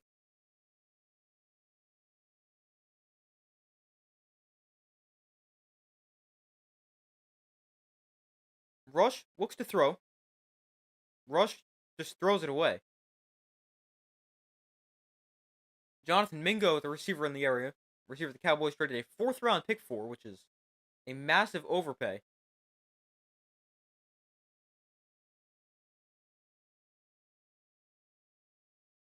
You know, it's interesting here. 4th and 10, 5 seconds left.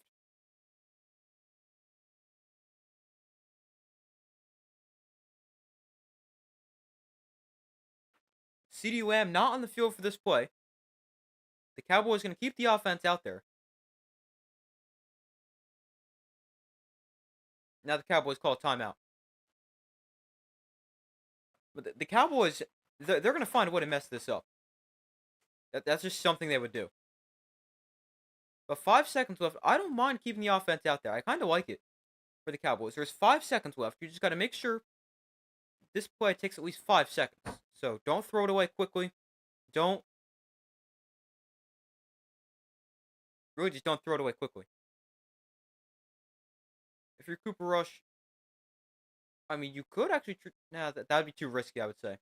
I was going to say, you could try to get rid of the ball quickly and see if you can pick a quick 10 yards. But if it's incomplete, then you run the risk of them getting excellent field position, being able to kick a field goal. 4th and 10, Rush backs up and launches this way down the field. It's incomplete. All right. I kind of hate that for the Cowboys. I mean, if you were going to do that, at least throw it to a receiver, not throw it out of bounds. But we reach halftime. Cowboys and Texans. Texans up 17-10. Cowboys do get the football to begin the second half.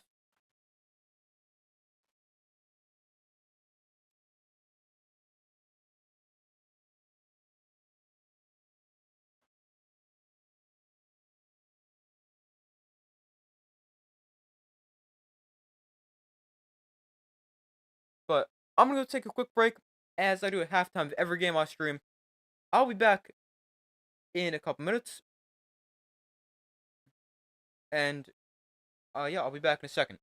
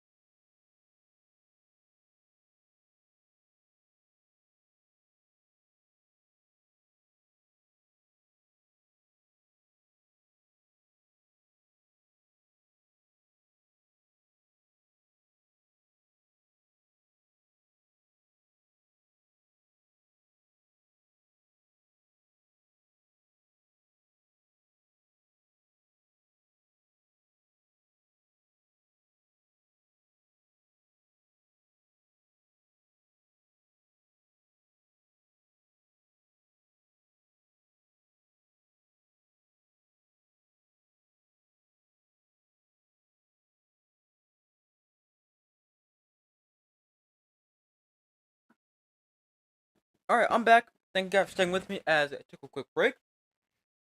But the Texans lead the Cowboys 17-10 at the half. Cowboys get the football to begin the second half.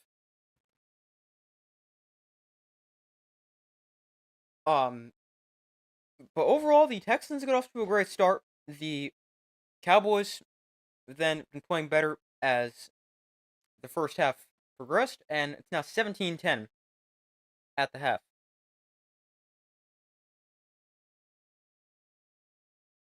But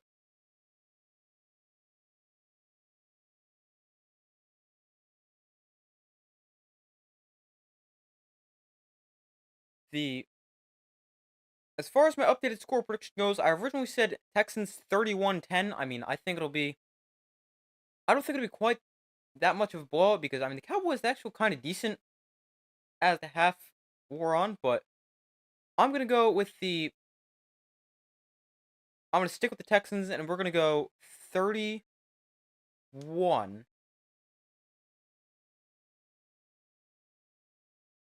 We're gonna go 31-17. Texans beat the Cowboys. But going over stats from the first half, beginning with player stats for the Texans, CJ Stroud 13 of 20 for 159, no touchdowns and a pick, was sacked one time for loss of 7. Rushing for the Texans, Joe Mixon 11 carries, 71 yards and 2 touchdowns. Tank Dell 1 carry, 4 yards. CJ Stroud 1 for 3. Damian Pierce 1 for 2. Then receiving for the Texans, Joe Mixon 1 for 37. Tank Dell 1 for 26. Nico Collins 3 for 21. Dalton Schultz 2 for 20. John Mechie 1 for 16. Cade Stover 2 for 15. Robert Woods 2 for 13. And Dare Awumbuwale, I can never say that guy's name. 1 catch, 11 yards. Then for the Cowboys, passing, Cooper Rush is 15 of 27 for 172, a touchdown and a pick. That's been pretty good. He has not been sacked. Brian Anger, their punter, also attempted a pass on a fake punt, which was completed for 4 yards, but did not get the result the Cowboys needed, which was a first down. Rico Dowdle, 8 carries for 18 yards. CeeDee Lamb, 1 carry for 13 yards. And Cooper Rush, 1 carry for 2 yards. And for the Cowboys receiving, they've thrown the ball to a lot of different players. Kevontae Turpin, 1 catch, 64 yards and a touchdown. CeeDee Lamb, 4 for 32. Brevin Spanford, 2 for 24. Ryan Flournoy, I have no idea who that is. 1 catch, 15 yards. Luke Schoonmaker, 3 for 15. Jake Ferguson, 1 for 11. He's now out for the game. Rico Dowdle, 2 for 6. Zeke, 1 carry, 5 yards. And a couple other players have been targeted. And team stats from the first half. First downs, the Texans lead there 13-12. Third downs, Texans 2 of 7, Cowboys 3 of 8. Texans 1 for 2 on fourth down, Cowboys 0 for 2. Total yards is pretty similar. Texans outgaining the Cowboys 232 to 209. Yards per play is 6.6 to 5.5 in favor of the Texans. The Cowboys are outpassing the Texans 176 to 152, although the Texans outrushing the Cowboys 80 to 33. Texans 1 touchdown and 2 red zone trips. Cowboys haven't been there. Each team has turned the ball over once. That was an interception thrown. 6 penalties, 29 yards against the Texans. 5 penalties for 40 yards against the Cowboys. And time possession 17-32 for the Texans, 12-28 for the Cowboys. But overall, a pretty even first half. Cowboys get the football to begin the second half and have a decent chance to potentially tie this game up and make this interesting.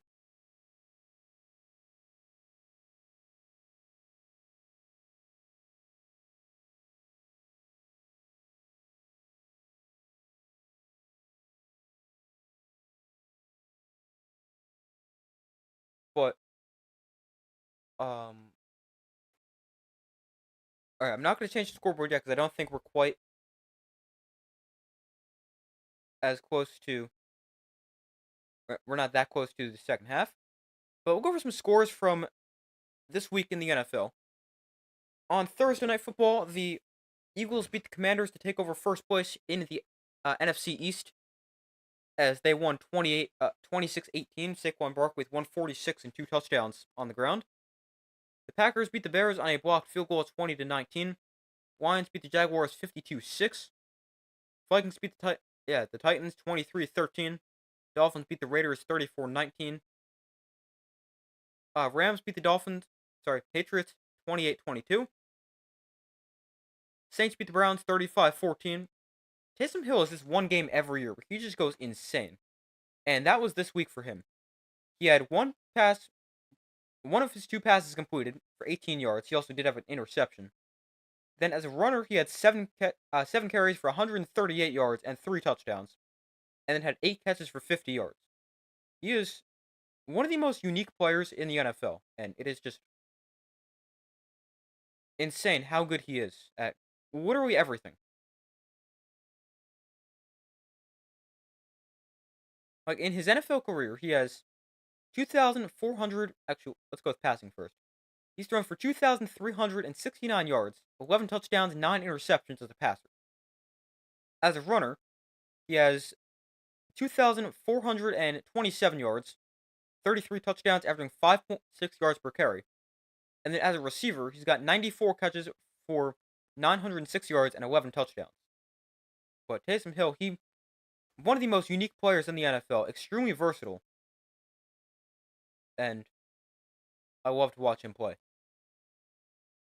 Back to the scores from this week. The Colts beat the Jets 28-27. Anthony Richardson played a great game in his return after being benched 2 weeks ago. Steelers beat the Ravens 18-16 to take first place in the AFC West. Broncos destroyed the Falcons 38-6. Seahawks beat the 49ers 20-17.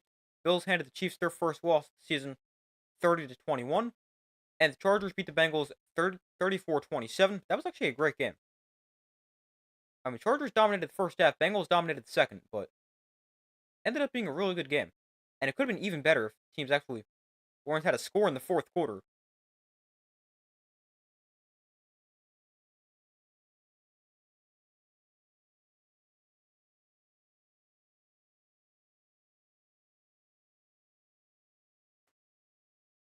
Wow, I just read this stat. This is crazy.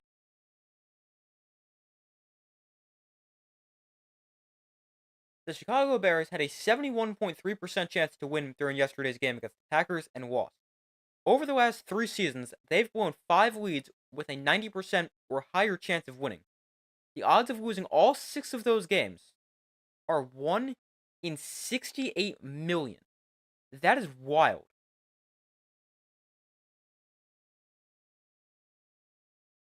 That is one of the craziest stats I've ever heard.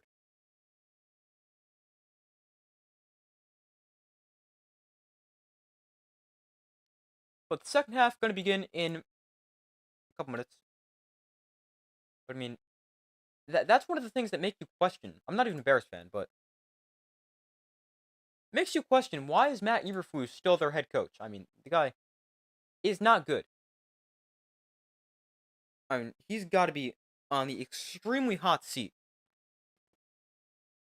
But I mean, the Bears, they're going to do it again with a quarterback. I mean, Caleb Williams, he does look pretty solid, but he's now going to have to learn an entirely new coaching staff, most likely, and a new system. They already fired their offensive coordinator. But it's a disaster for the Bears.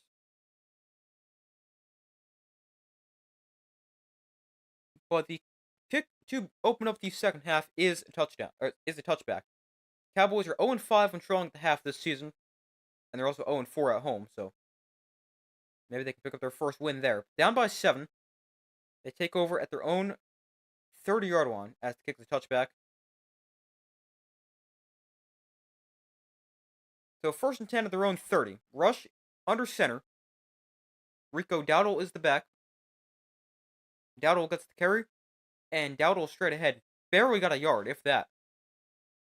Cowboys have not run the ball effectively at all so far today. The Cowboys are the only team this season with 0 touchdowns on their first drive of either half. That is crazy, considering how bad the Giants are, especially in the first half of games. I'm actually surprised the Giants have a touchdown on their first drive of a half. Texans have not scored a second half touchdown in the last few games. 2nd and 9. Rush is pressured here and taken down for a sack. Daniil Hunter takes him down, loss of 5. First time Rush goes down for a sack today.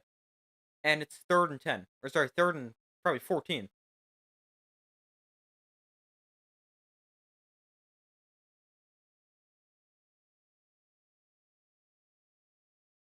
He beats right tackle Terrence Steele around the edge and gets to Cooper Rush.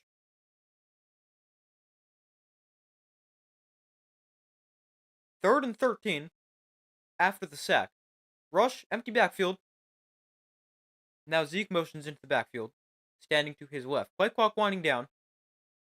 Texans rush, send a blitz. Underneath, Lamb gets the catch, and he's going to get taken down. Nice tackle by Derek Stingley Jr., who allows the catch, but right behind Lamb to take him down. And Lamb unable to turn upfield for a first down. So 4th and 5, and the Texan defense forced a 3-and-out to start the second half. And the Cowboys' streak of not scoring a touchdown to begin either half will continue.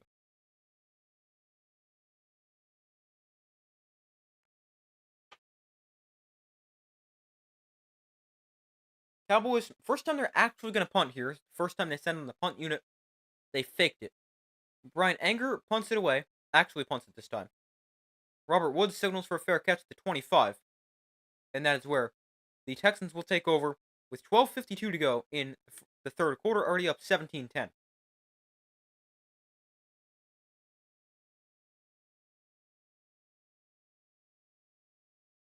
So Stroud and the Texans offense onto the field. Actually, now they'll go to commercial. I don't know why they had to wait so long, but now they'll head to a commercial. I thought because it was only like 2 minutes off the clock, they weren't actually going to go to commercial, but of course they are. But then they decide to go to commercial.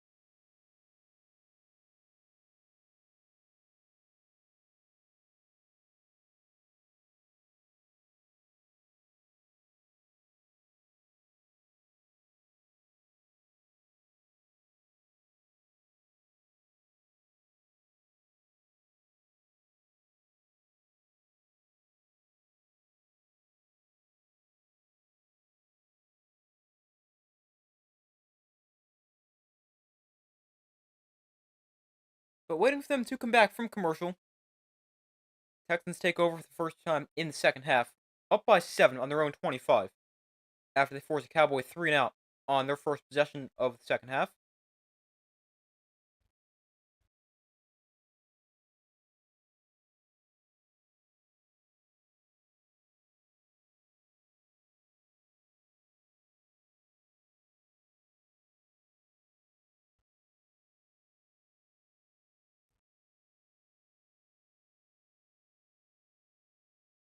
So still waiting for them to come back from commercial.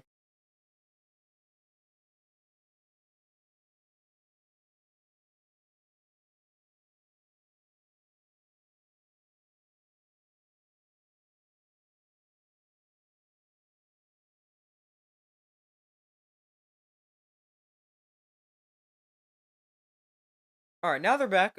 12:52 to go in the third quarter. Texans up 17-10, ball on their own 25 for their first possession here in the second half. Stroud in shotgun, Mixon, who has 2 rushing touchdowns, one to his left. Mixon a big first quarter, but hasn't really done a ton since. Quick throw out to Tank Dell, and Dell is slammed down after picking up a 4 on the screen pass. Makes it a 2nd and 6.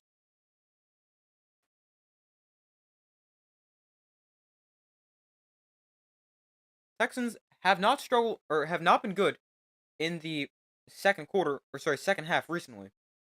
I'm looking at their second down graphic. where the Texans have the lowest yards per play in the NFL, averaging 4.5 yards per play on second down, compared to over 5 yards a play on first down and third down.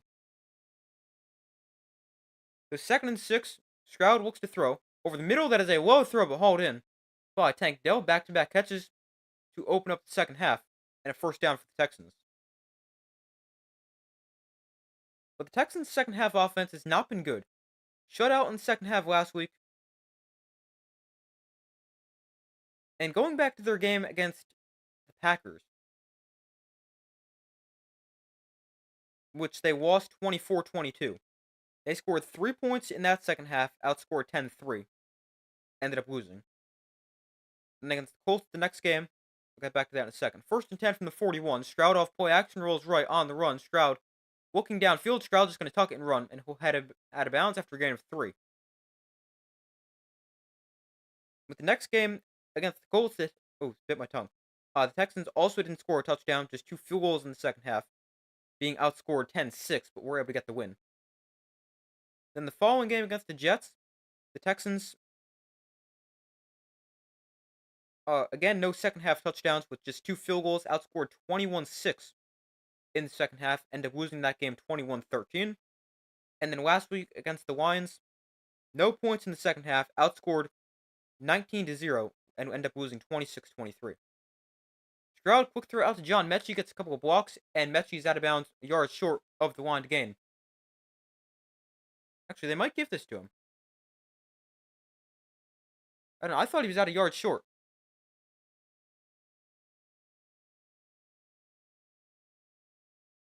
No, they gave him a first down. So first down for the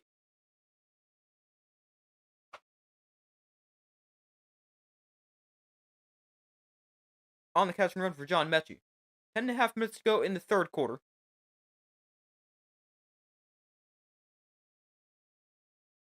From the 49, Stroud hands off to Joe Mixon, his first carry of the second half. Mixon running left, picks up about 5. And a solid pickup.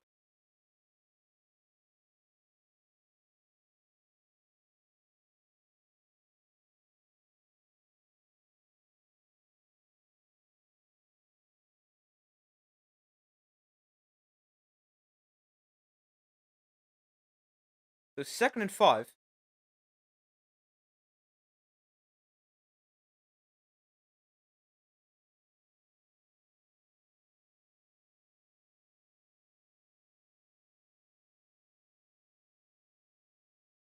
Second and 5, Stroud looks to throw over the middle, that is caught by Nico Collins in stride. Collins inside the 20, taken down to the 13. Nice catch and run for Nico Collins. And the Texans get inside the red zone. A big pickup there for the Texans offense.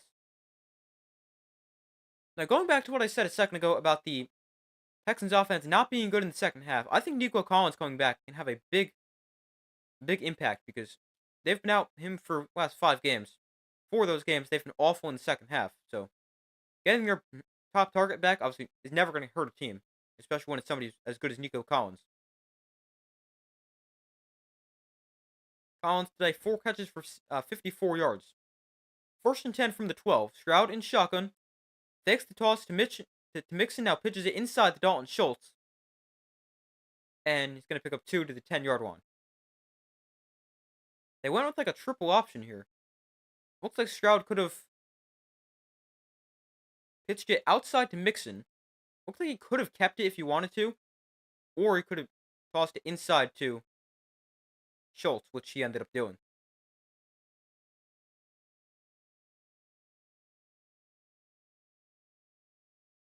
So 2nd and 8 from the 10. Stroud in shotgun. Tank Dell wound up to his left. Mixon wound up to his right.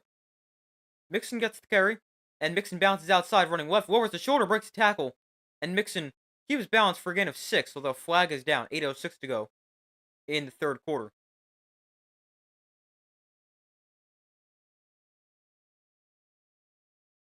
This run's going to come back to hold against Laramie Tunsil. Actually, that's Juice Scruggs. They said 70, but they're showing Laramie Tunsil. But Juice Scruggs, he has, between last week and this week, when I've obviously watched the Texans because I've been streaming the games, Juice Scruggs has not played too well. A lot of penalties. gets beat consistently for sacks, too. Hasn't been that good in the last couple of games for the Texans. Obviously, still a young player. I think he's in his second or third season. He's their left guard, but he's called for the penalty there. 2nd and 18 from the 20. Empty backfield for Stroud. Look to throw. Stroud is pressured, steps up in the pocket. Stroud throws underneath, caught by Mechie, and Mechie is forced out of bounds at the 10. So gets back to the line of scrimmage where the Texans just had it. And it's now 3rd and about 8 from the 10. Cowboys have allowed 6 touchdown drives on the opening drive of the second half. That is the most in the NFL. Texans looking to score their first second half touchdown in the last 4 games. But have a 3rd and 8 right here.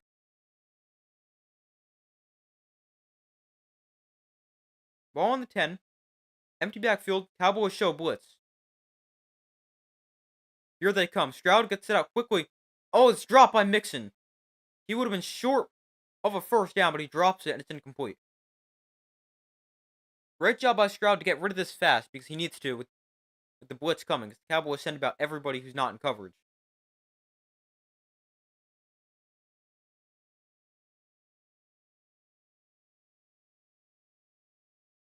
Yeah, if Mixon's able to keep or catch this in stride, I think he's got a touchdown.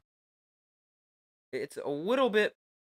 Stroud leads him a little too far, but they'll settle for a field goal, and their streak of not scoring in the second half continues, or touchdowns in the second half continues. At least they get a field goal there to make it a 10-point game. As Keami Fairbairn knocks through the field goal, 20-10, Texans lead.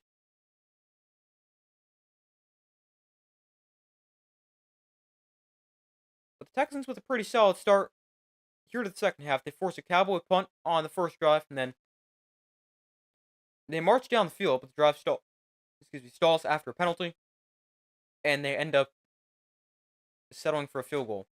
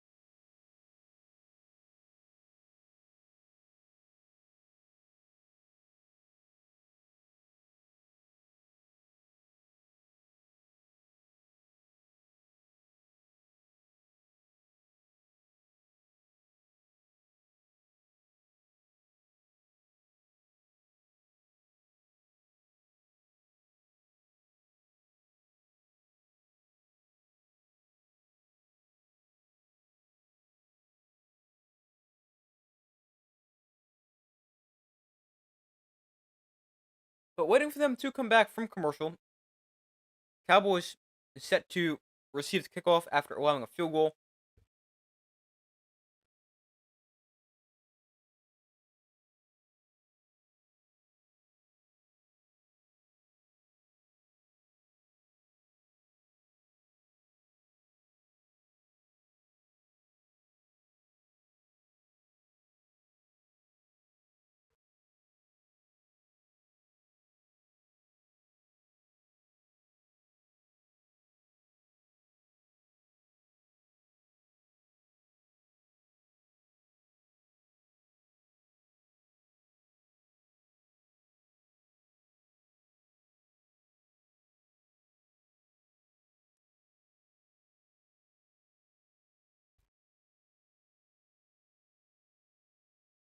But still waiting for them to come back from commercial. Cowboys getting the football back down by 10.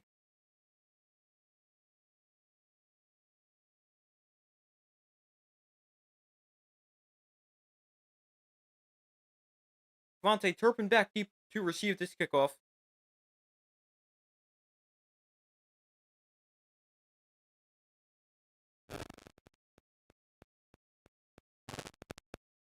And this one will go through the end zone, not letting him return it, which is smart, given how good of a returner he is.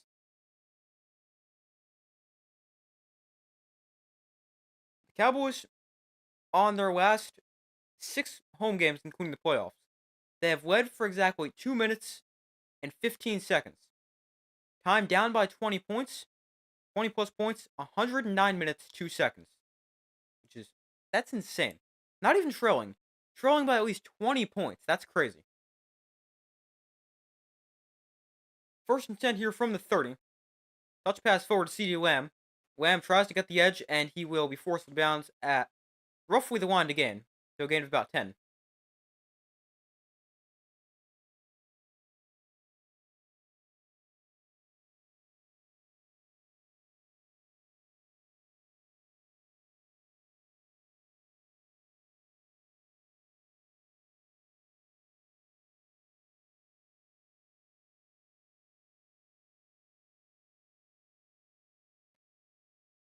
So they give Lamb 11 there on the catch and run.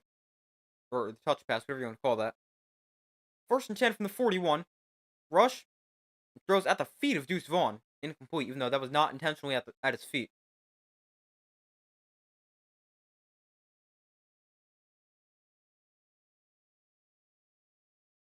So 2nd and 10 here.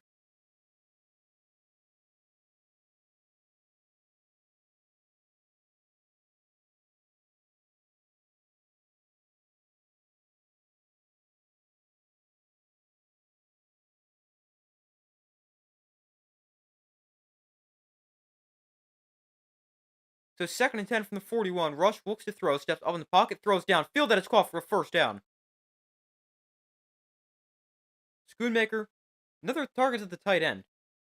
I feel like the Cowboys have targeted tight ends a lot in this game, even though I feel like the numbers aren't quite there. But I feel like every other pass they're throwing to a tight end.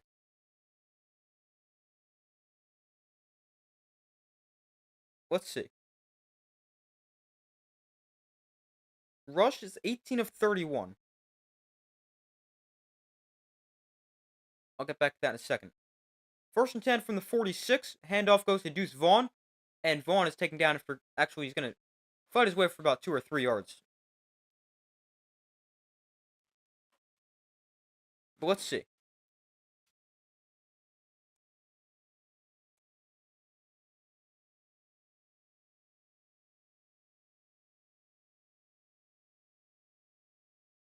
We got 8 targets to tight ends. Well, it feels like so much more than that. I don't know. Rush throwing quickly. There's another tight end. There is Spanford. And he gains 7 enough for a first down. I don't know why it feels like that, but it feels like every other pass from Cooper Rush is going to a tight end.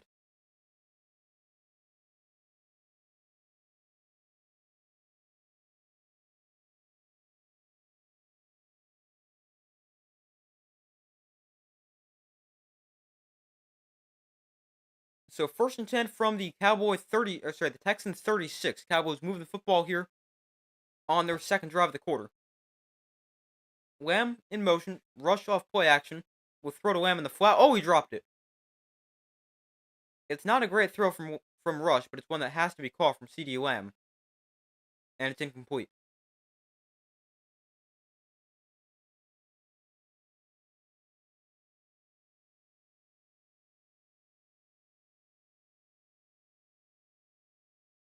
CeeDee Lamb today, but targeted 8 times. He's caught 6 of them for 51 yards. Rush under center. Deuce Vaughn is the back. Lamb in motion. Rush off play, or looks to throw. Rush going to take a shot into the end zone. That is almost intercepted. Derek Stingley Jr. got a hand on it. CeeDee Lamb was the target. Now there's a flag down.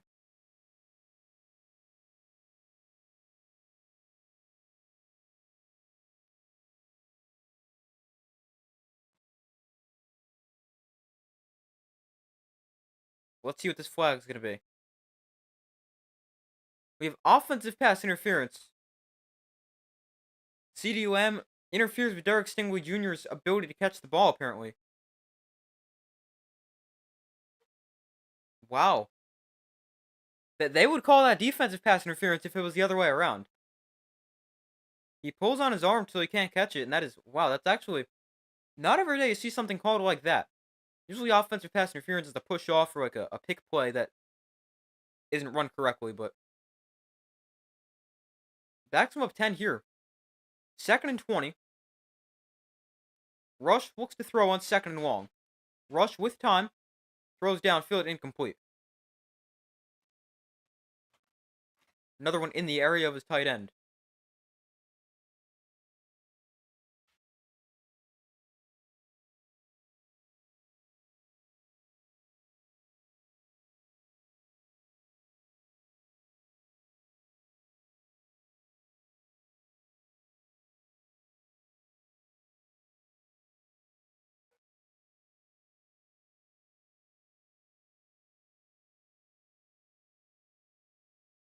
Derek Stingley Jr. He's played a good game. 2 tackles, 2 pass breakups, and a pick. 3rd and 20. Rush looks to throw. Rush throwing downfield that is short and incomplete. Looking for CeeDee Lamb. Stingley with a diving attempt at a potential interception. It's 4th and 20. And let's see, I know Brandon Aubrey's got a huge leg, but I'm not sure if you can even attempt this one. This is going to be a long field goal.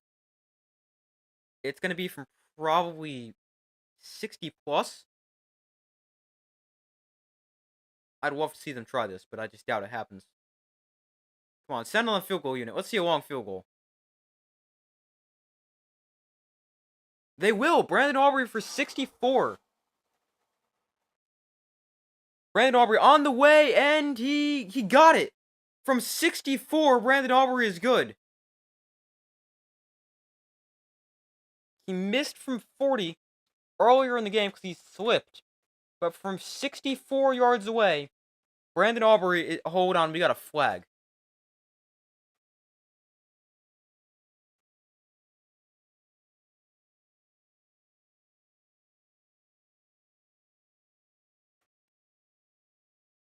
Hold on, let's check this flag.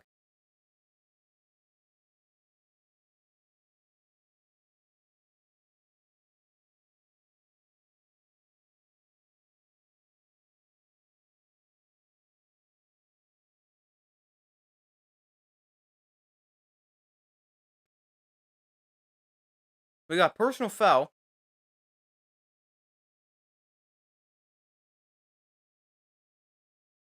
Did he say head slap? What is that?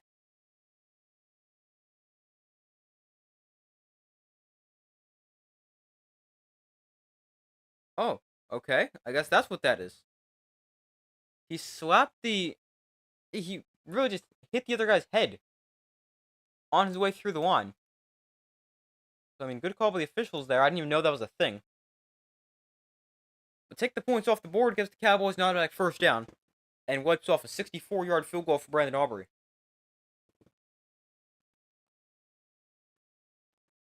I think if he's ever given the opportunity to, he will definitely break the NFL record for longest field goal. Rush off play action finds Jalen Tolbert for a pickup of 14.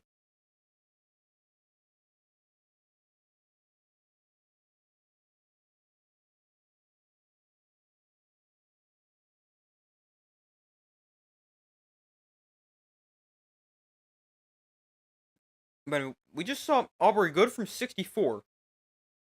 But, I mean, obviously it didn't count, but good from 64. He's made from 65, and actually 66 in the preseason. He's going to break the record if he's given the chance to ever do it.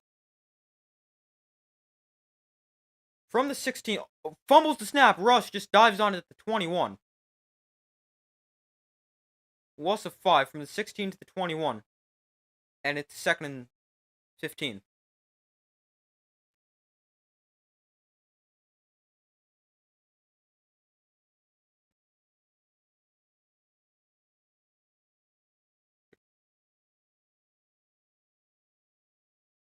Rush just fumbles the snap. It's a great snap. It's accurate like it's been all game. But 2nd and 15. From the 21, Rush and shotgun back onto his right. Rush looks to throw. Rush throwing over the middle, almost intercepted. Dangerous throw from Cooper Rush.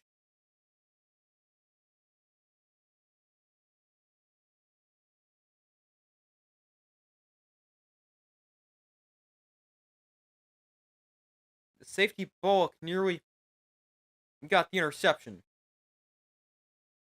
Practically threw it right to him as he stepped in front of the route, but unable to hold it in. Probably why he plays defense.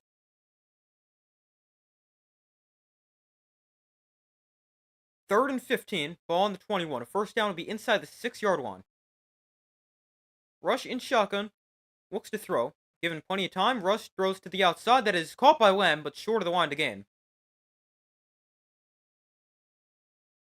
They pick up 14, needed 16. And it's 4th and 2.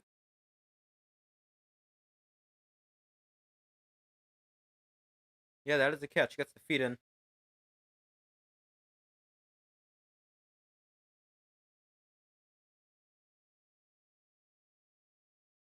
But 4th and 2, the Cowboys going to keep the offense out there.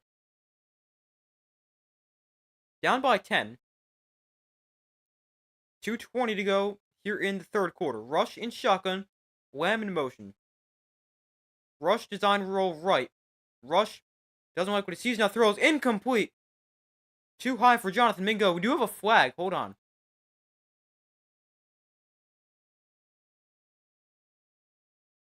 They were trying to get something for CeeDee Lamb going to the right side.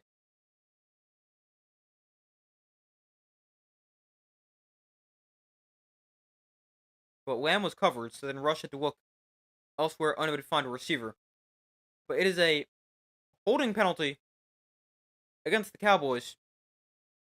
Penalties obviously declined, and the Cowboys will turn it over on downs. And the Texans defense got to stop.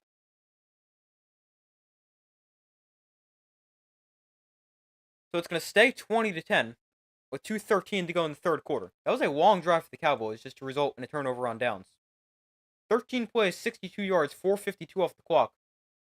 But they get to the red zone and do nothing.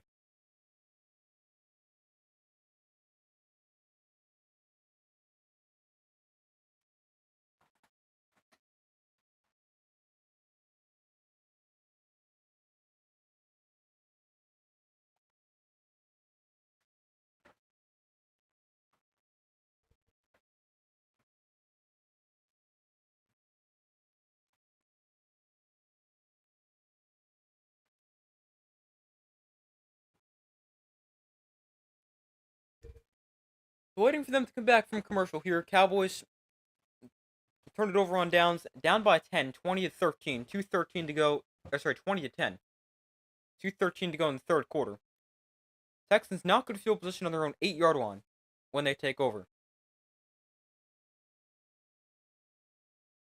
Haven't scored a touchdown in the second half in 5 games since they beat the Patriots 41-21. No touchdowns since.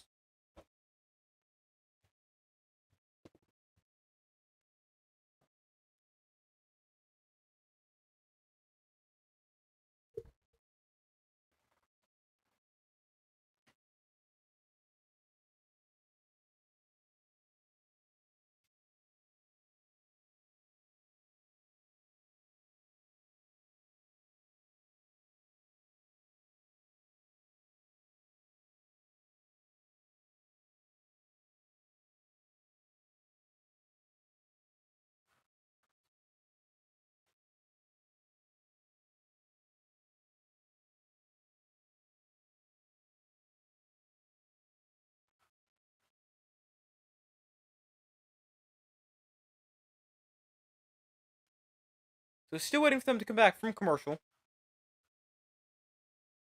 Texans up by 10.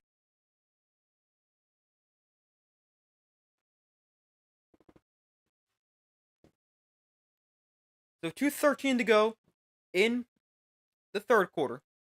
Texans football on their own 8-yard line.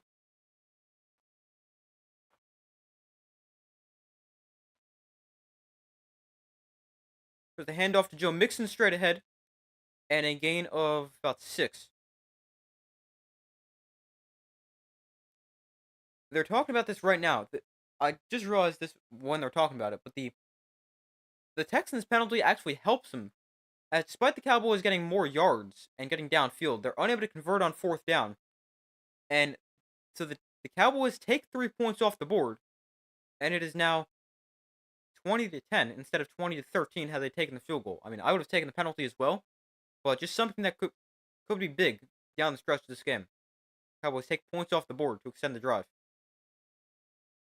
2nd and 5 for the Texans. Play clock at 1.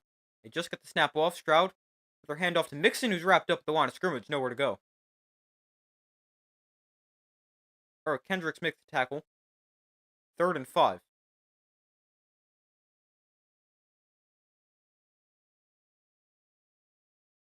Mixon got off to a strong start. The Cowboys defense did a pretty good job against him since then.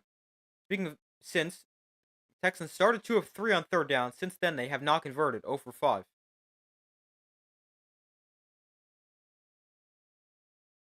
So from the 13, Stroud and shotgun back onto his right.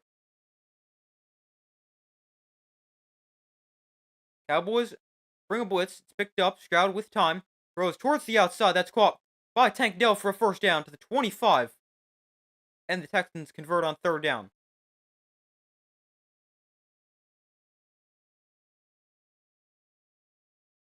Under 30 seconds to go here in the 3rd quarter. They got a play off. Stroud, another quick throw to the outside, caught by Dalton Schultz.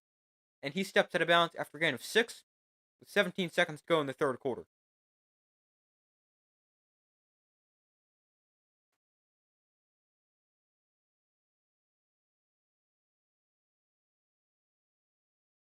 Texans going to try to get one more play off. Let's see. Maybe they'll just try to draw him off sides. Yeah, they will not actually run another play. And we will head to the 4th quarter.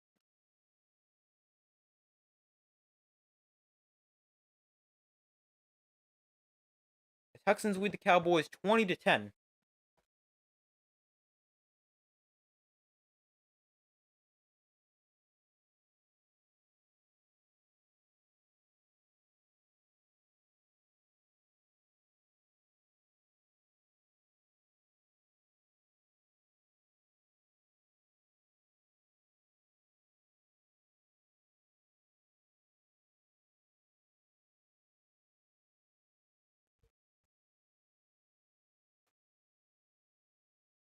So waiting for them to come back from commercial here as we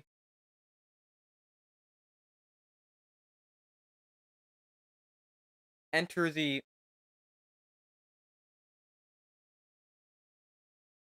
enter the 4th quarter. Texans up 20-10.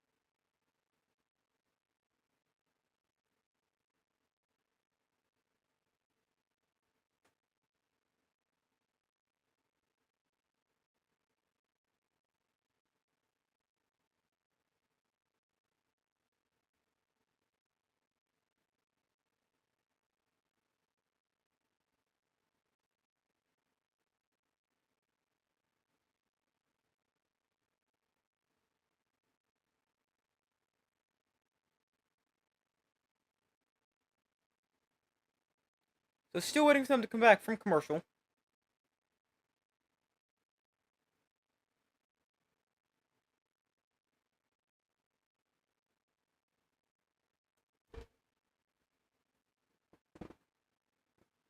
Now they're back.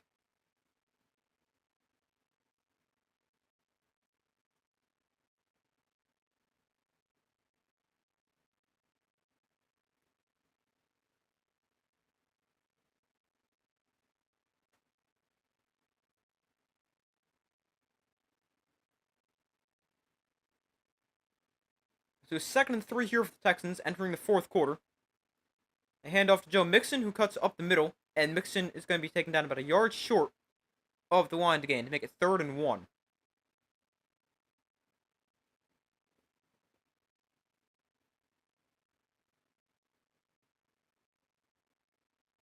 Stroud under center. The look to throw from here. Stroud to the outside. That is incomplete. Tank Dell the intended target. Stroud throws a little behind him. It's 4th and 1. They kind of rushed that play. I was wondering if, because they were going fast, they were going to try to catch him off guard with a sneak. But they did not do so. Opted to throw to the under center look. And a bad throw from Stroud behind Tank Dell.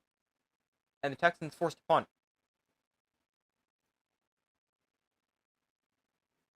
So 4th and 1. Really less than a yard. Tommy Townsend on punted away. And Townsend gets this one away. Devontae Turpin inside his own 10 will let this go over his head, and it will check up and takes a nice bounce down to the 7-yard line. Great punt for Townsend if it stands. There's a flag down.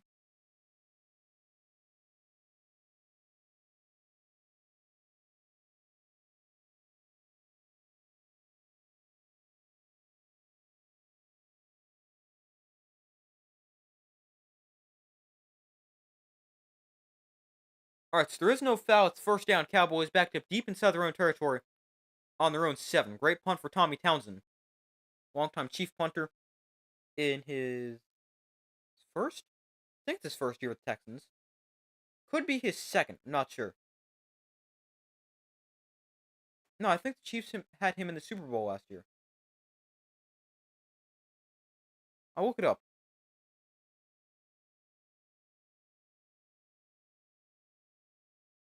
He is... Yeah, in his first season with the Texans. First 4 years with the Chiefs. Once his contract ended there, now he's with the Texans. First year. So 1st and 10 from the 20. From the 7. Rush gonna take a shot down the field. Back shoulder throw. Nice throw and catch to CeeDee Lamb. Really nice catch for Lamb. Nice throw from Rush as well.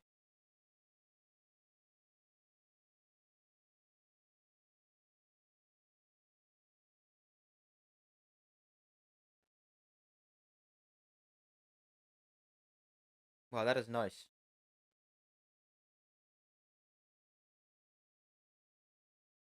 It's not the best ball from Cooper Rush, but with the defender's back turn, ends up being a good throw, and obviously you're throwing it to a top 5 receiver in CeeDee Lamb.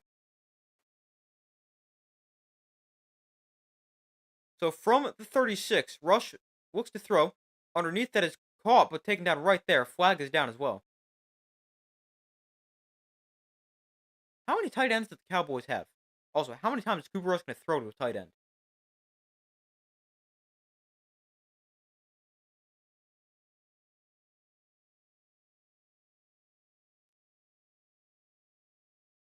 So it's an illegal shift against the Cowboys. CeeDee Lamb never got set. So that backs him up 5 to make it 1st and 15.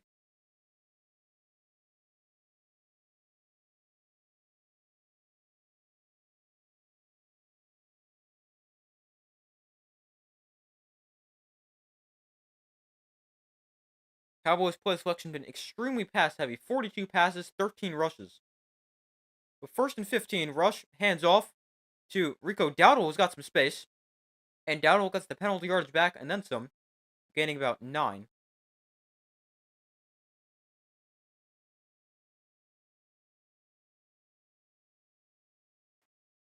Dowdle tonight carried the ball 10 times, but has just 28 yards.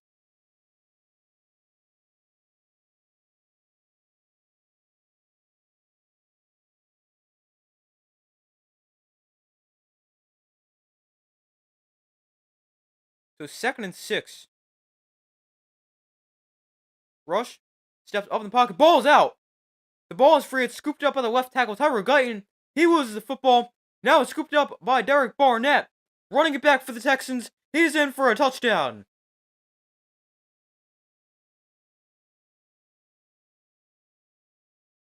Rush fumbles, then Guyton fumbles, and it's the scoop and score for the Texans. That's one way to score touchdowns in the second half. Have your defense do it. The former 1st-round pick and former Eagle Derek Barnett runs it back, and the Texans extend their lead. Barnett knocks it out, then Guyton recovers, Petrie knocks it out, and Barnett scoops it up and runs it back. That's why they tell offensive linemen just to fall on it if they see the ball like that, because they're definitely going to fumble.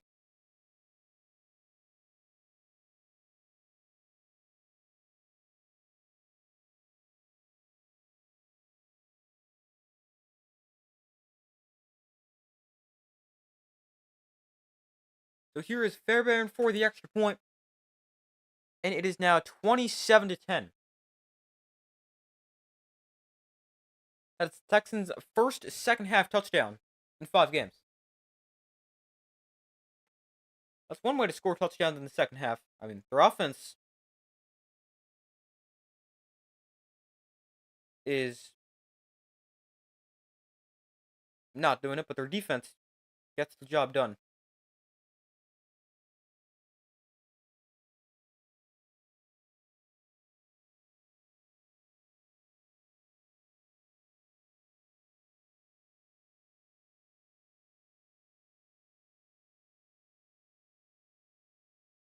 But Barnett, a 14th overall pick to the Eagles in 2017, never really lived up to that first round hype.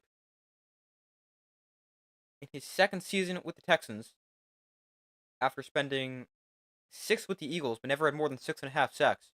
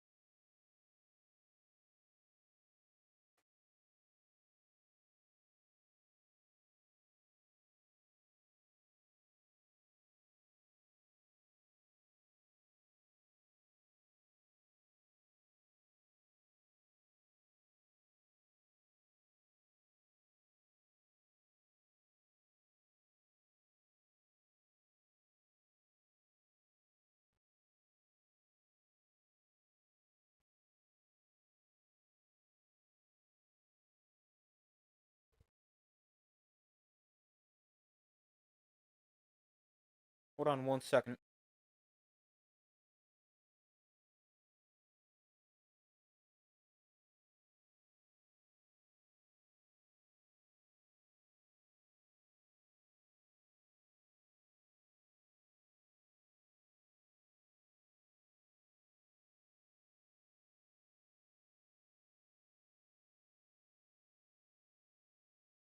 Well, I just read about this right now.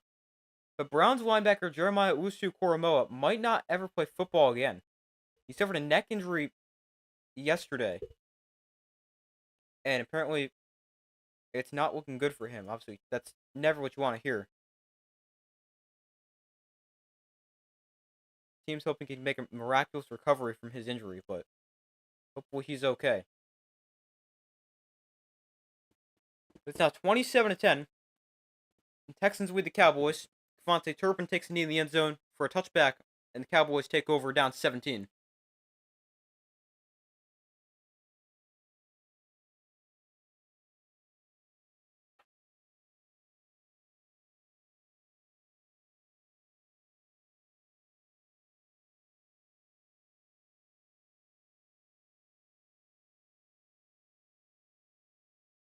So they're now back from commercial. From the 30, Rush and shotgun back onto the left. 12:31 to go in the game. Rush looks to throw. Throwing that is caught by Schoonmaker. Big hit. Holds onto the ball. Flag is down. Jalen Petrie put the hit on him. He's the same guy who forced the fumble.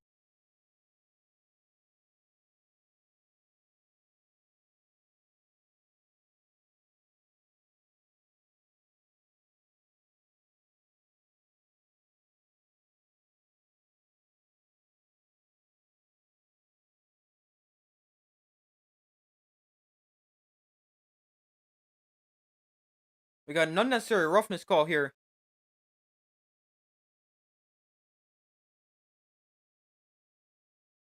Oh man, that's a shoulder. That's not a helmet hit. I'm not sure I love that call. This is it's a big hit from Petrie, who hits him shoulder to shoulder. No, I don't like that call. That's a shoulder to shoulder. That's a clean hit. 1st and 10 from the 49. Rush spikes it at the ground in front of Schoonmaker, and it's 2nd and 10.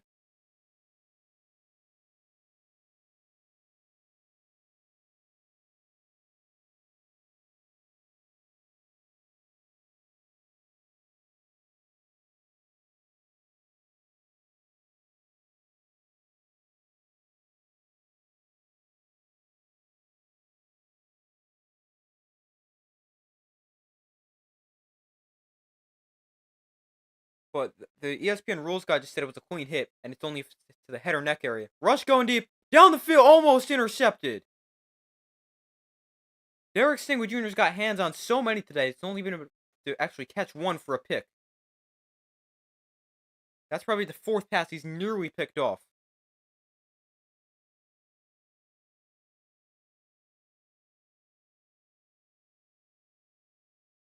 Rush got hit as he threw, kind of sailed this one over the head, again looking for that in Schoonmaker.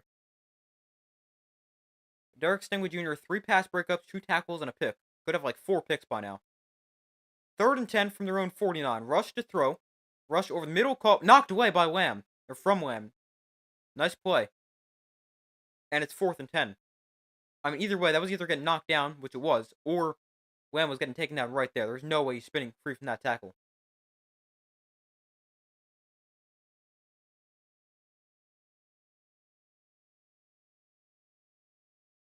But 4th and 10, Cowboys down by 17. They will go for this on 4th and 10 from their own 49.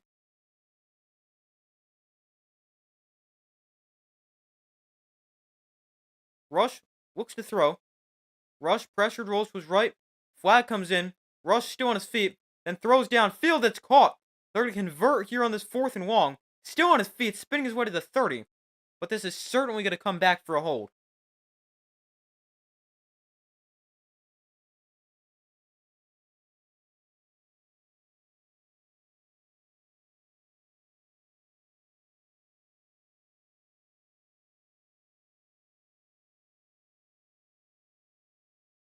This is a hold.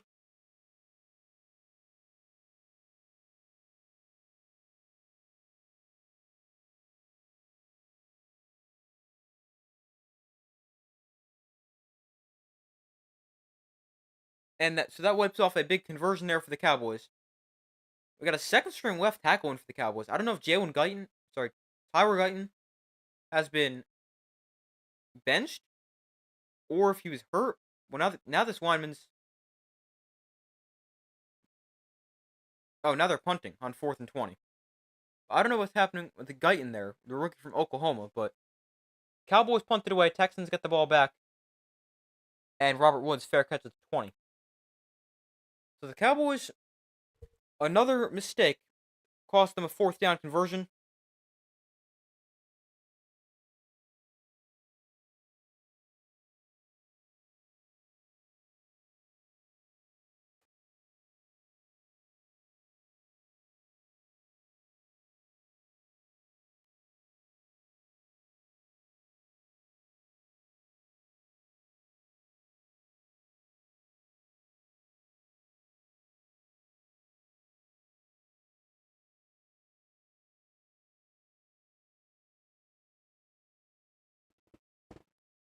But I'm not sure what's happening with Tyler Guyton, if he's hurt or benched. But I mean, that fumble.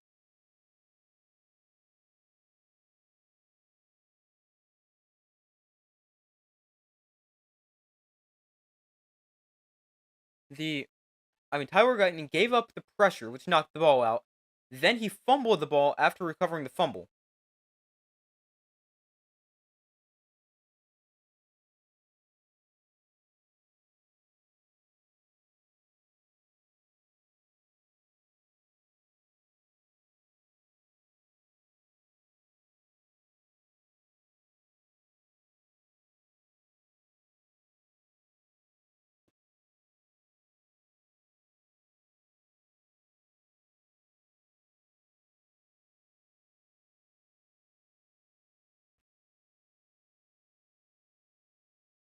But still waiting for them to come back from commercial. Texans with the football up 27-10.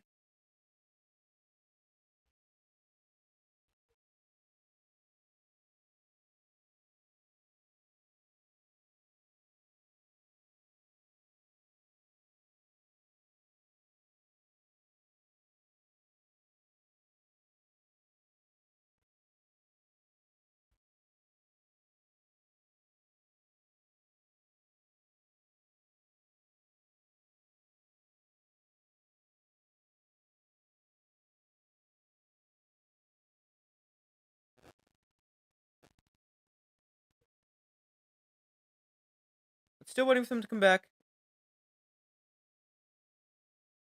Up by 17.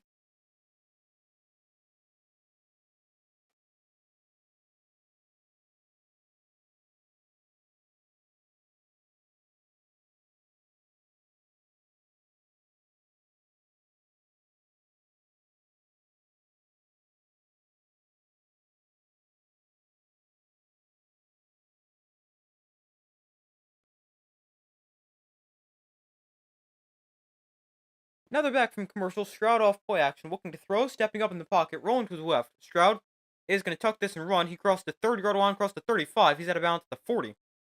And a nice run for CJ Stroud on the scramble.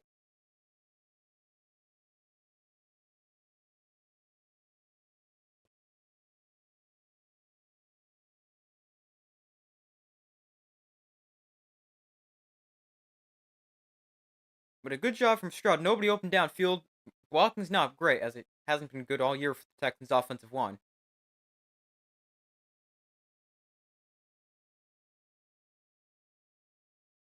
A 1st and 10 for the Texans after a big run for Stroud.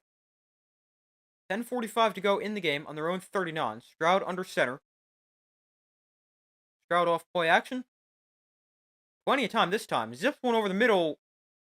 Was that caught? Yeah, caught by Nico Collins. Wow. Gain of 20. And another first down. This was a very low throw. Yeah, I think he caught that. Wow.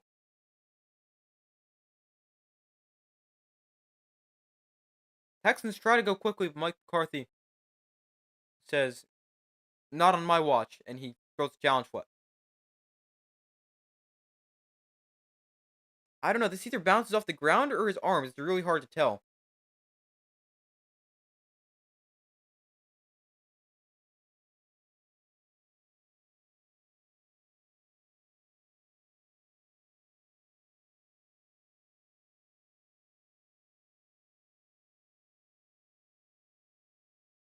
It's hard to tell. I don't know if there's enough to overturn this.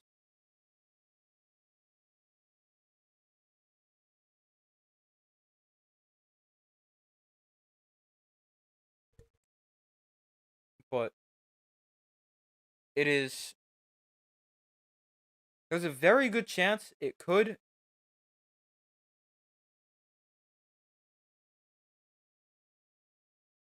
end up standing because there's not enough to overturn it. There's also a good chance it could get overturned because there's definitely a chance it bounced in between his arms, but I don't know. It's hard to tell.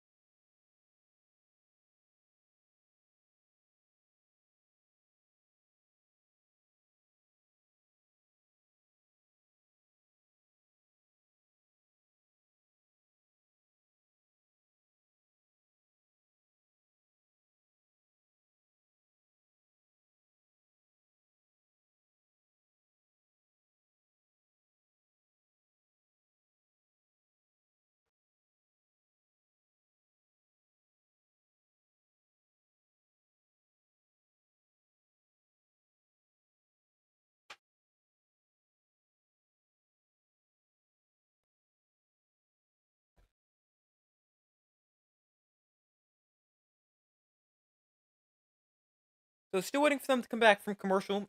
and get a ruling on this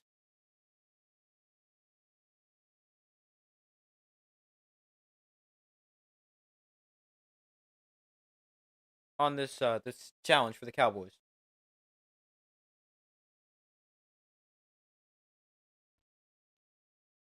Oh, they've ruled it incomplete. It's 2nd and 10. I didn't think there was quite enough to overturn it, but I mean, it's probably the right call. I mean, it's hard to tell, but incomplete. 2nd and 10 from the 39. Stroud under center. Mixon is the back. Stroud looks to throw. Stroud checks down to Dalton Schultz, and Schultz wrapped up after picking up a 5. Demarion Overshown makes the tackle, and it's 3rd down and 5.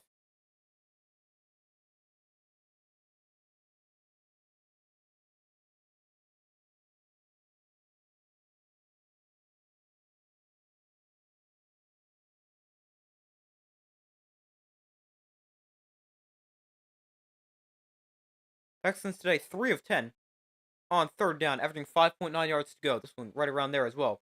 3rd and 6. Stroud and shotgun back onto his right. Stroud with time underneath that is knocked away. He wants Dalton Schultz. Dalton Schultz wants a flag. It's 4th and 6. And the Texans are going to be forced to punt. Yeah, that's just really good coverage.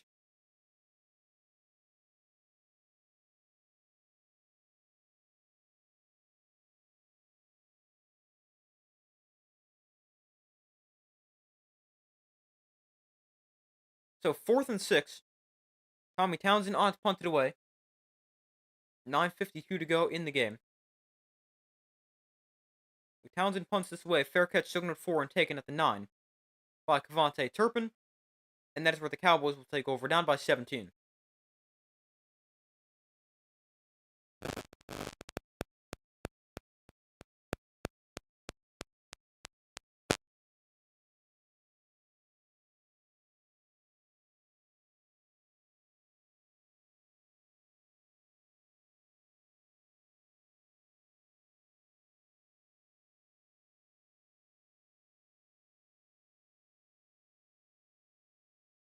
So, Cowboys with the football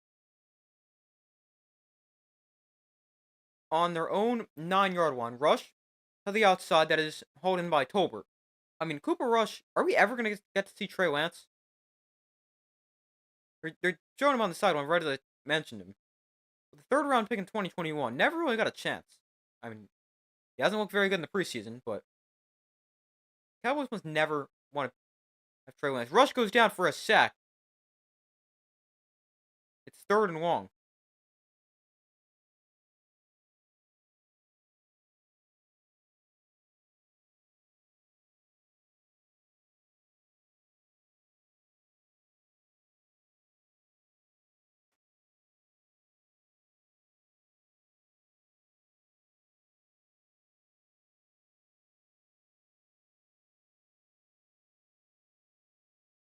So 3rd and 13, backed up at their own 6-yard line. Rush in shotgun, standing in his own end zone, looks to throw.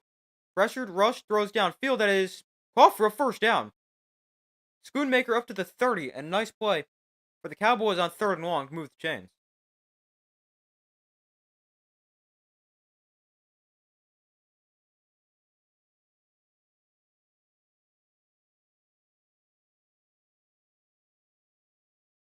All-pro right guard Zach Martin down on the play for the Cowboys. Hopefully he's okay.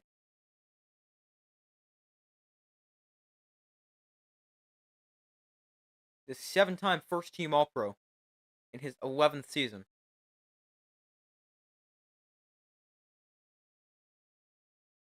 I mean, that's really good. 10 seasons he's played. This is his 11th. And he has been an first-team All-Pro 7 of those 10 seasons.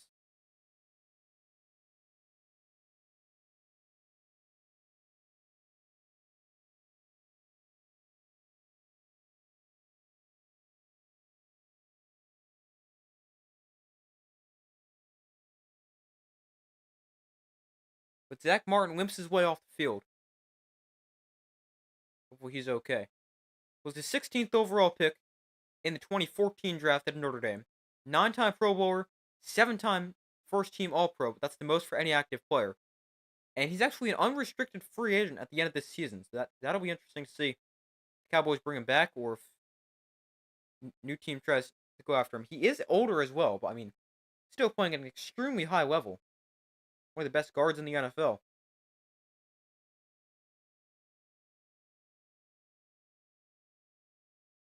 Rush looks to throw underneath. He'll find Zeke. Zeke with space after the catch. He's going to get out of bounds after a gain of 9.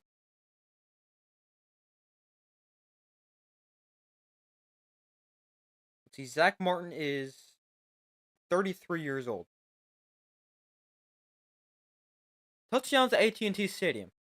Offense in the last 3 games for the Cowboys, 1. Texans defense tonight, 1. That's embarrassingly bad for the Cowboys. I don't know if that's a word. What is now? Zeke gets the carry, and up the middle for a gain of 7.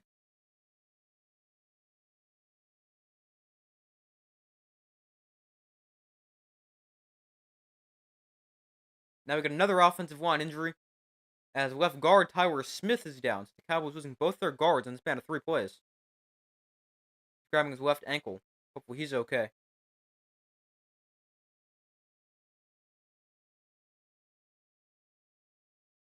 Tyler Smith, a 2023 Pro Bowler in his 3rd season out of Tulsa.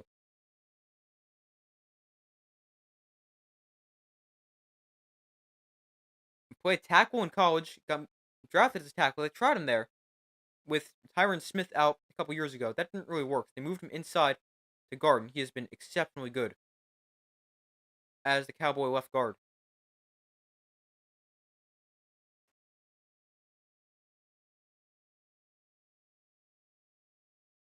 The Cowboys now with a pair of new guards in the game.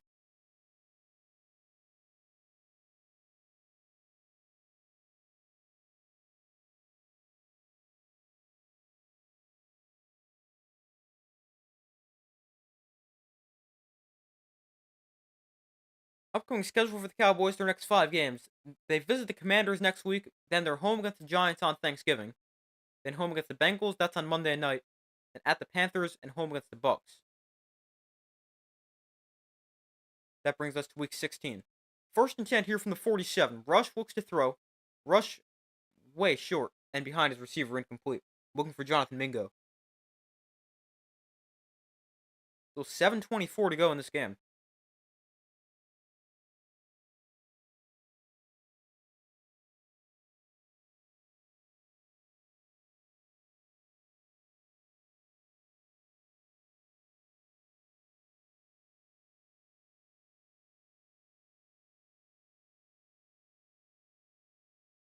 Rush looks to throw. Rush underneath, caught by Zeke, taken down inbounds. Gain of 2. 3rd and 8. 7:15 to go.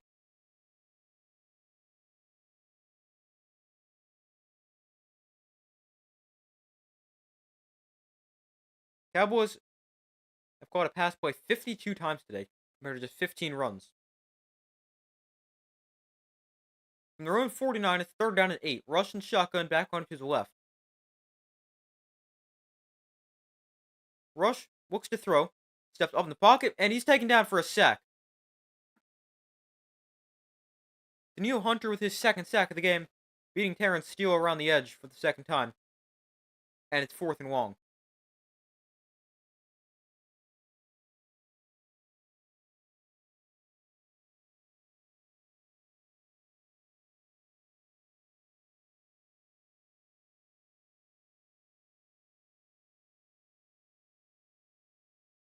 So 4th and 16. From their own 41, Rush looks to throw, is pressured, and Rush goes down again.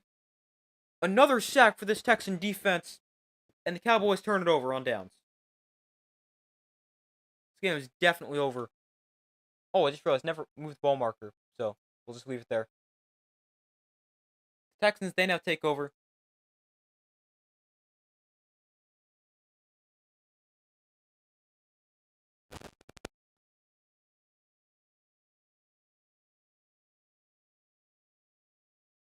So the Texans take over with the football.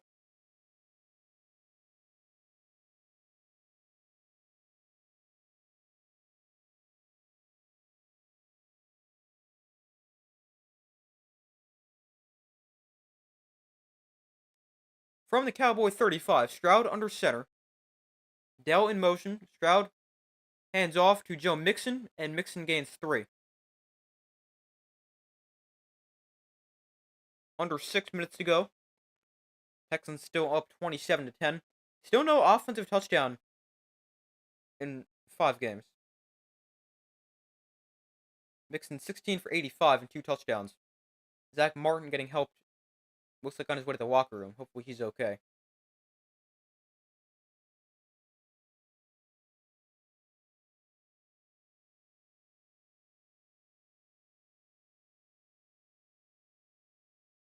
Second and 7.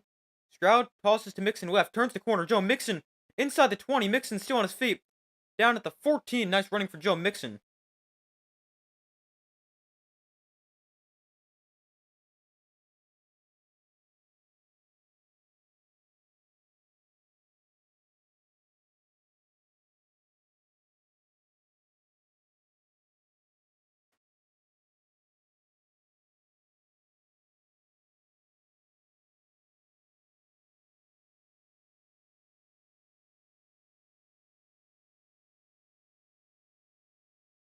Hold on 1 second.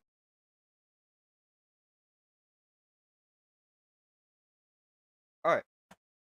From the 15, handoff goes to Mixon again, and this time not much space, gains just a yard. Brings up second down.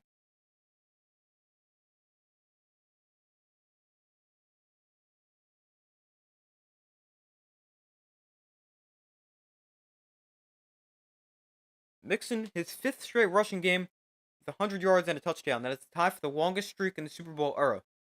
Pretty impressive. Now over 100 yards after that carry. Second and 9.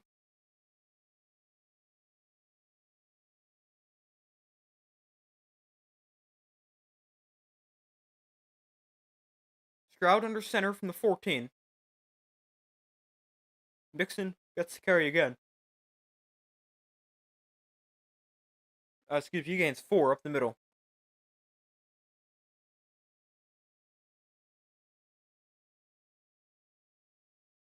So third and 5. Now we got pushing and shoving after the play. Multiple flags come out. I think every official has a flag through one.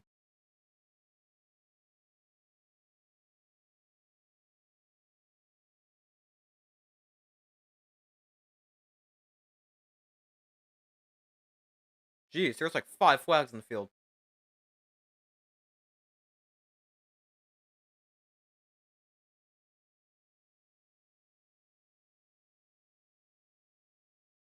I think every official who has a flag threw one.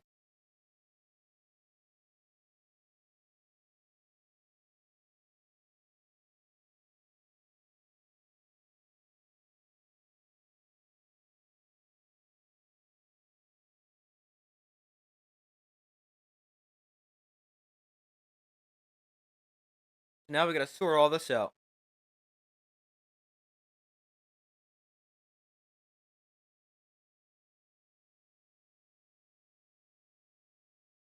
So, for multiple fouls on the play, we got a personal foul against 13 of the defense and 35 of the defense. 58 of the offense, number 7. That's CJ Stroud. Fouls all offset.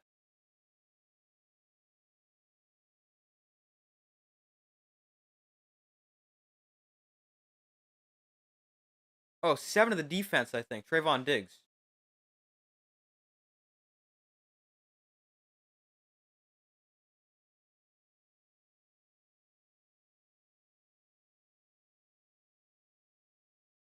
Trayvon Diggs would be playing against his brother in this week's game, Stephon Diggs, but he's torn his ACL and is out for the season with the Texans. Third and 4. From the 10. Stroud off play action, rolls right. Stroud on the run. Dumps it off to Mixon, and Mixon out of bounds 2. They convert on third down. They'll actually mark him out at the 3. And again, we got some extra stuff after the play.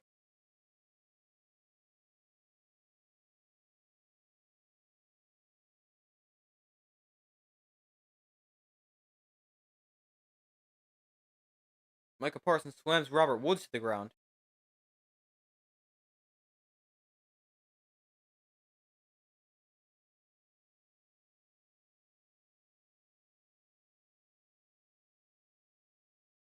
So first and goal from the 2. Stroud under center, and it's going to be a false start here.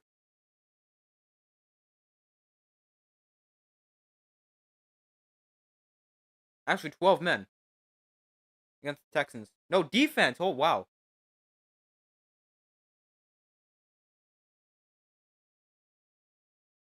12 men against the defense moves the ball to the 1.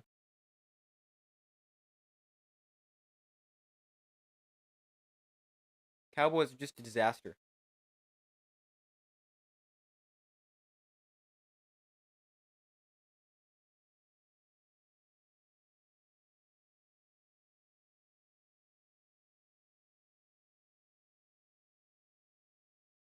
So first and goal from the 1. Stroud under center. Mixon gets the carry, and he is in for his 3rd touchdown of the game. Joe Mixon with 3 rushing touchdowns.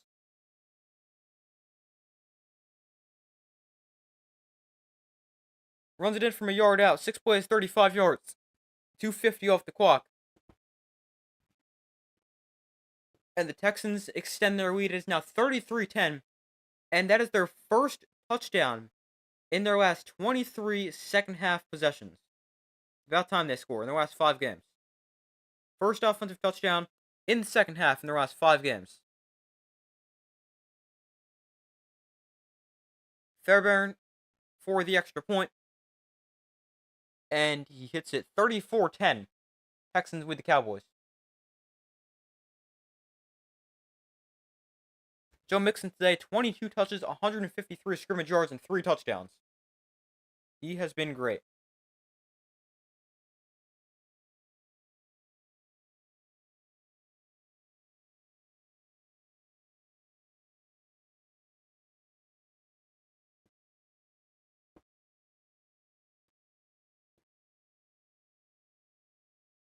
.316 to go.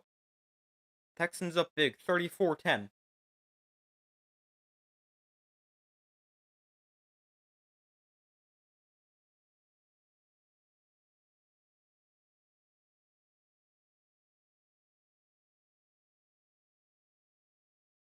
Cowboys, this is their 6th straight home game, trailing by at least 20 points, including the playoffs. That's the longest streak in NFL history. As they're now down by 24.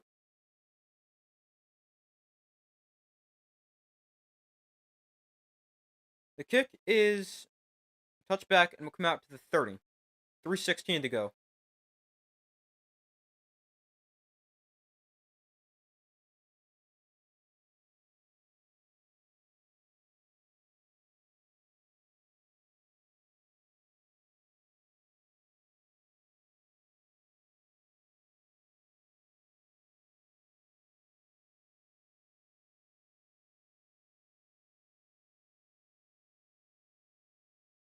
So 1st and 10 from the 30. Rush in shotgun. Are the Cowboys never going to give Trey Lance a chance? He even played a little last week. Apparently they don't like Trey Lance, or he's just really bad. But 2nd down here. Cowboys under Mike McCarthy. First year went 6-10 in 2020, where they missed the playoffs. Then they lost in the wild card round in 2021 after going 12-5. 2022 they also went 12-5, lost in divisional round, and 2023 they lost in the wild card round, also going 12-5. Now Mike McCarthy's in the final year of his contract, and he's 3-6, about to be 3-7. Cowboys will definitely have a head coach opening. I'd be shocked if Mike McCarthy returns as their head coach next year. I was surprised he's even their head coach now. Like coming into this year, I thought they were gonna get rid of him after last season, where they fell short in the playoffs yet again. So 3rd and 5 from the 35. Rush, quick throw to Turpin. Turpin cuts outside, gets a block, and gains 5, enough for a 1st down.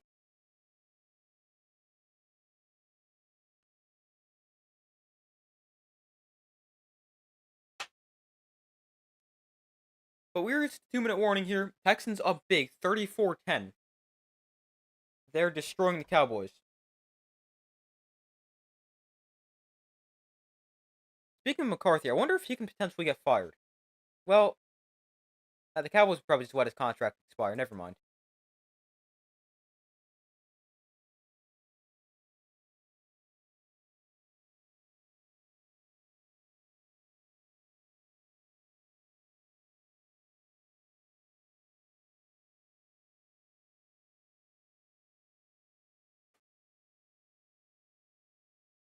Because if they were to fire McCarthy, they'd probably get him.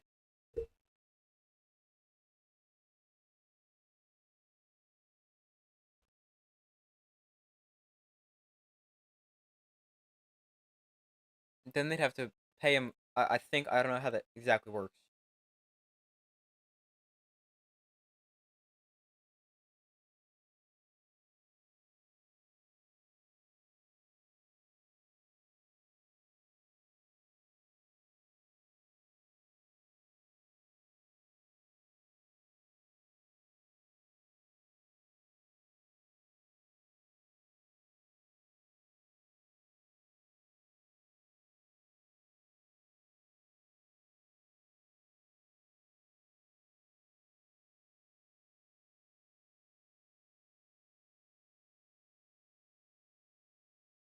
But waiting for them to come back from commercial at the 2-minute warning.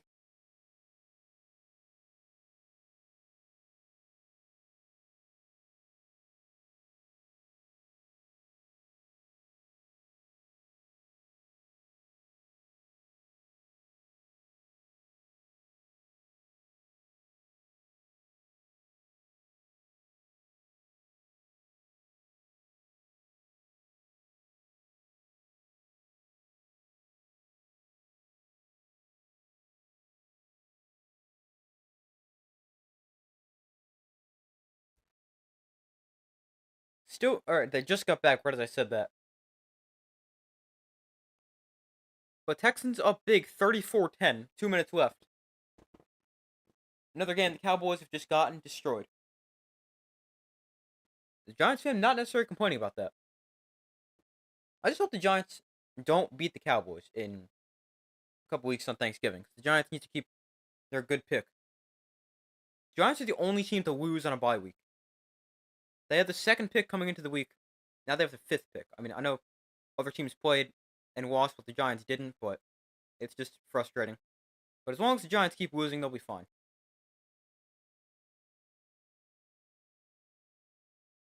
The only thing I worry about with Tommy DeVito is what if he finds some magic like he did last year? 2nd and 6. Rush finds Spanford to the 44. First down. 1:20 to go.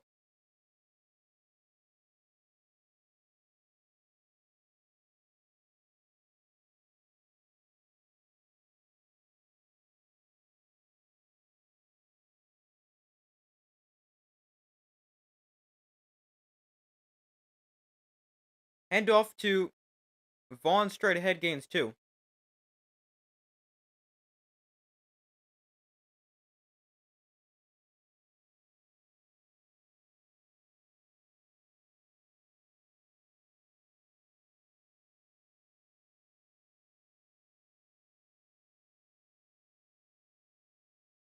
So 2nd and 8. Rush throws downfield that is caught by Turpin for the 26.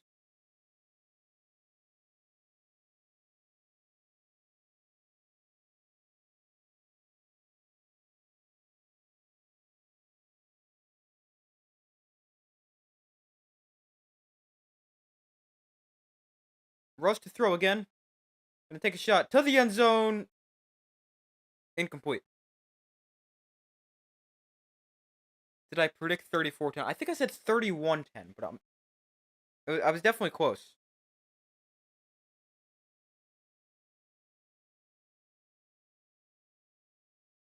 Let me see.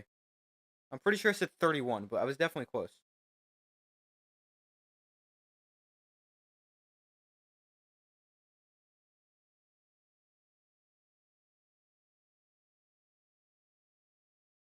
Second and 10 Cowboys. They hand off Deuce Vaughn straight ahead, and he gains about 8 on what will be the final play of the game.